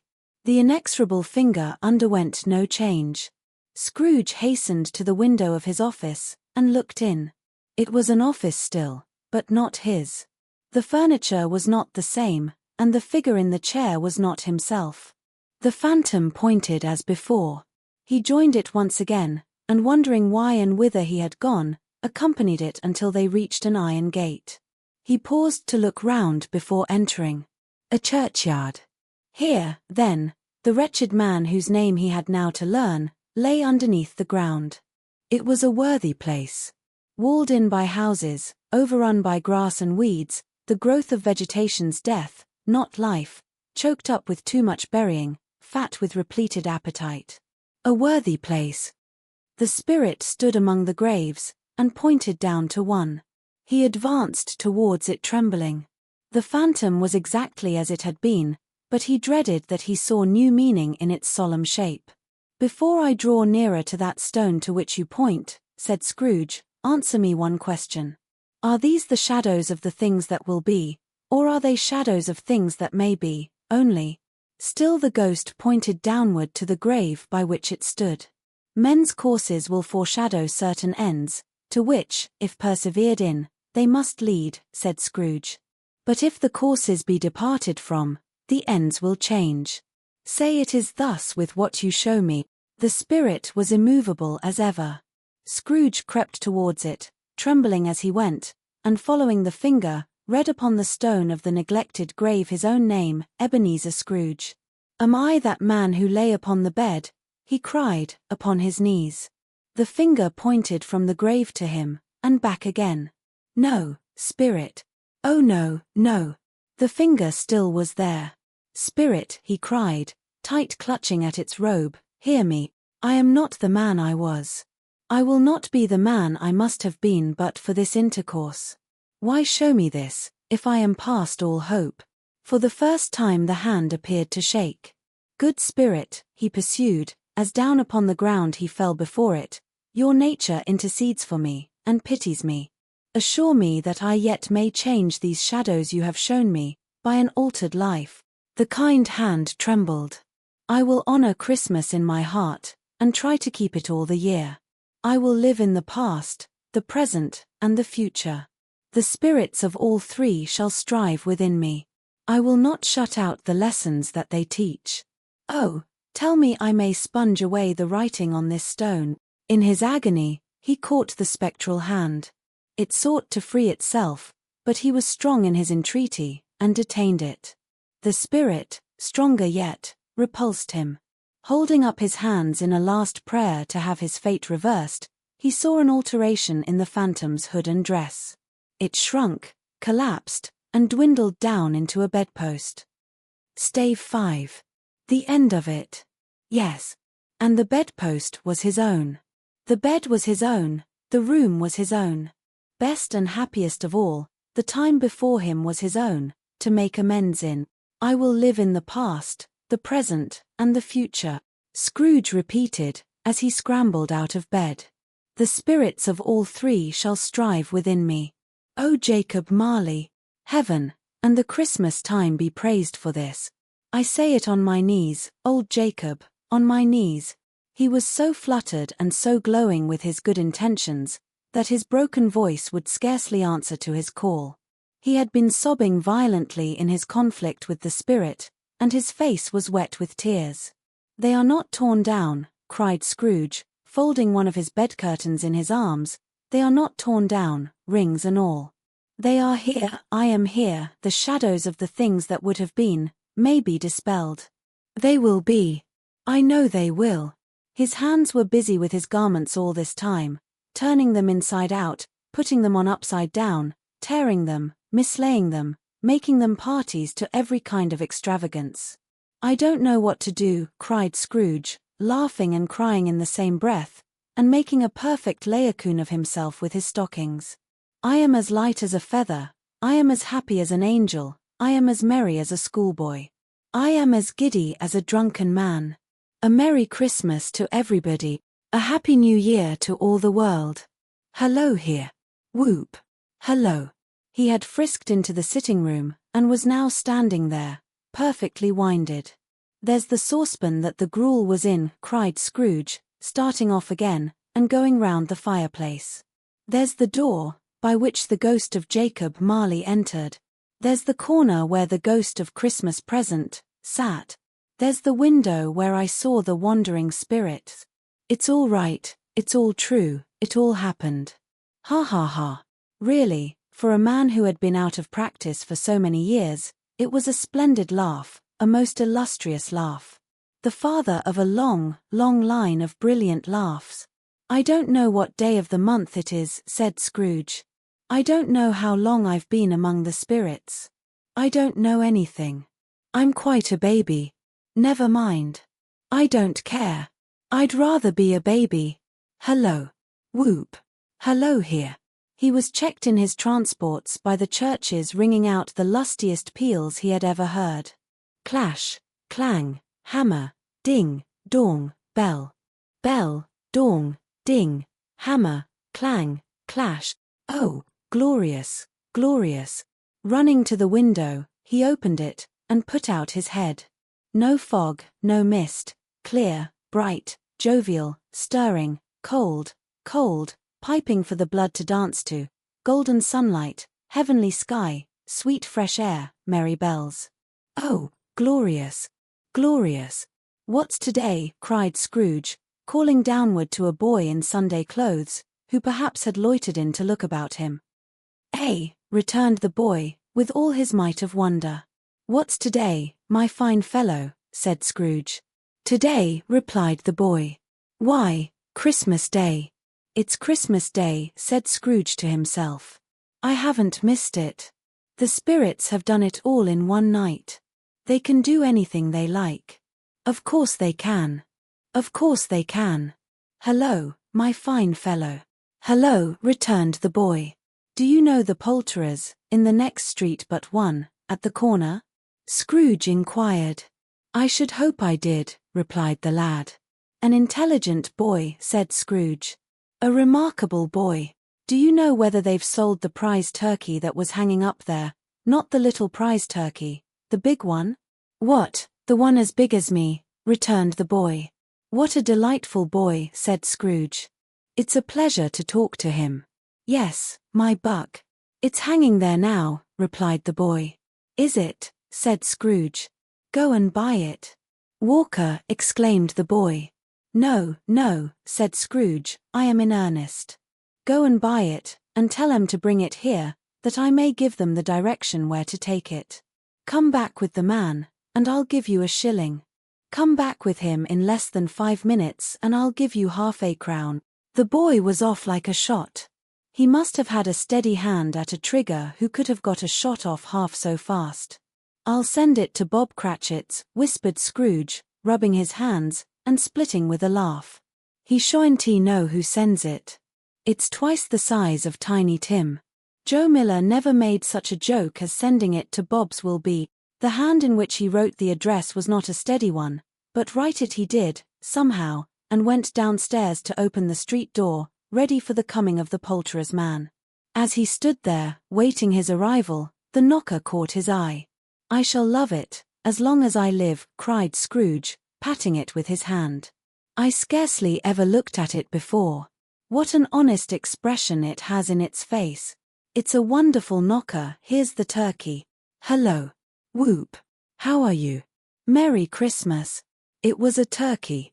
He never could have stood upon his legs, that bird. He would have snapped 'em short off in a minute, like sticks of sealing wax. Why, it's impossible to carry that to Camden Town, said Scrooge. You must have a cab.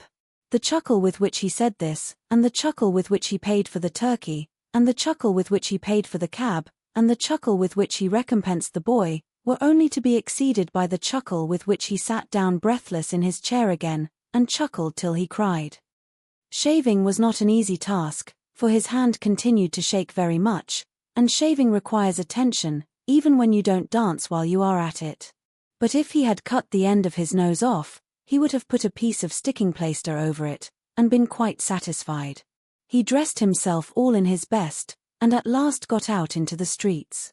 The people were by this time pouring forth, as he had seen them with the ghost of Christmas present, and walking with his hands behind him. Scrooge regarded every one with a delighted smile. He looked so irresistibly pleasant, in a word, that 3 or 4 good-humoured fellows said, "Good morning, sir. A Merry Christmas to you." And Scrooge said often afterwards, that of all the blithe sounds he had ever heard, those were the blithest in his ears. He had not gone far, when coming on towards him he beheld the portly gentleman, who had walked into his counting-house the day before, and said, "Scrooge and Marley's, I believe?" It sent a pang across his heart to think how this old gentleman would look upon him when they met, but he knew what path lay straight before him, and he took it. "My dear sir," said Scrooge, quickening his pace, and taking the old gentleman by both his hands. "How do you do? I hope you succeeded yesterday. It was very kind of you. A Merry Christmas to you, sir." "Mr. Scrooge?" "Yes," said Scrooge. "That is my name, and I fear it may not be pleasant to you. Allow me to ask your pardon. And will you have the goodness," here Scrooge whispered in his ear. "Lord bless me," cried the gentleman, as if his breath were taken away. "My dear Mr. Scrooge, are you serious?"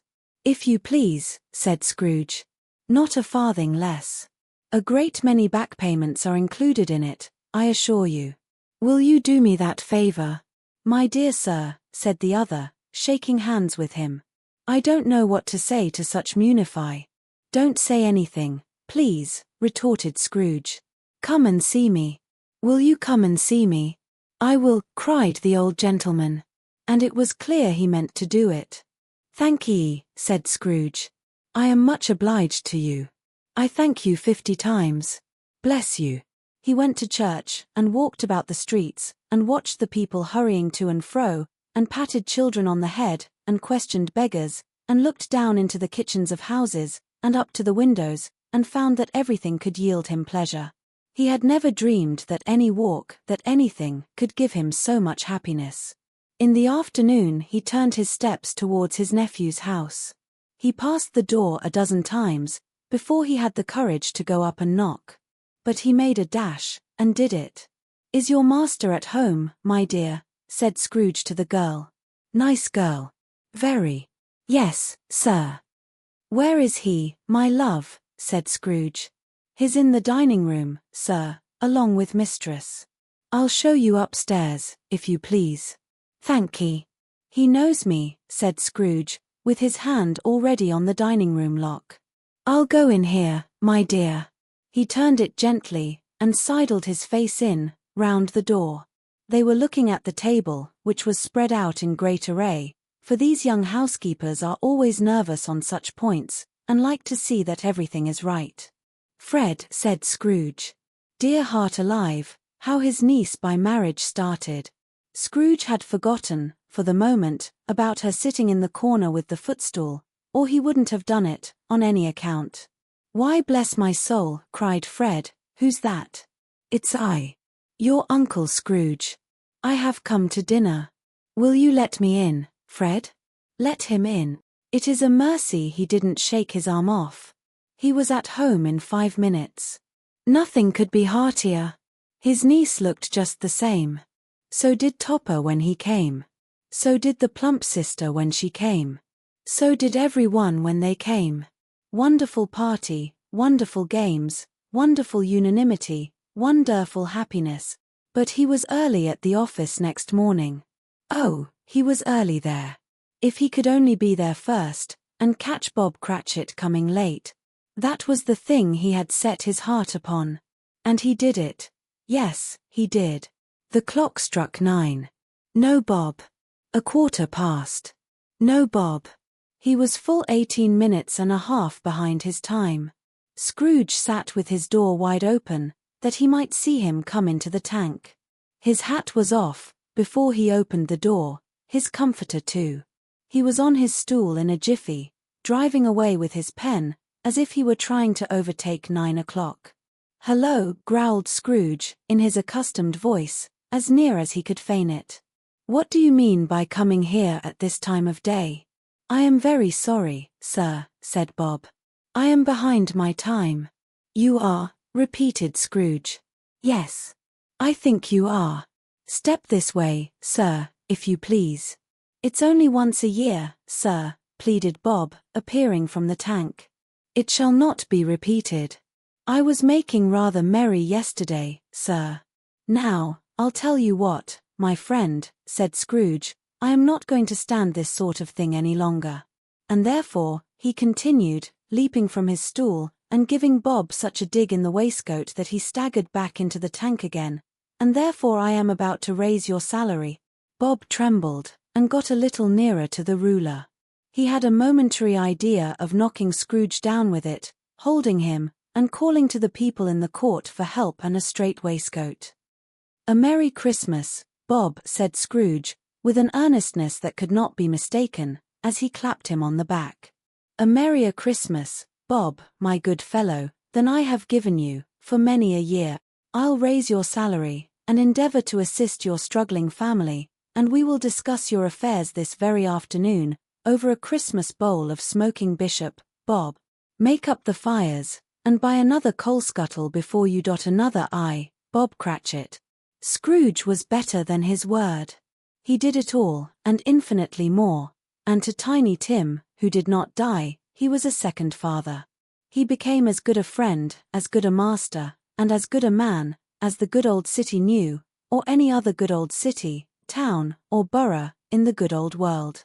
Some people laughed to see the alteration in him, but he let them laugh, and little heeded them, for he was wise enough to know that nothing ever happened on this globe, for good, at which some people did not have their fill of laughter in the outset, and knowing that such as these would be blind anyway, he thought it quite as well that they should wrinkle up their eyes in grins, as have the malady in less attractive forms.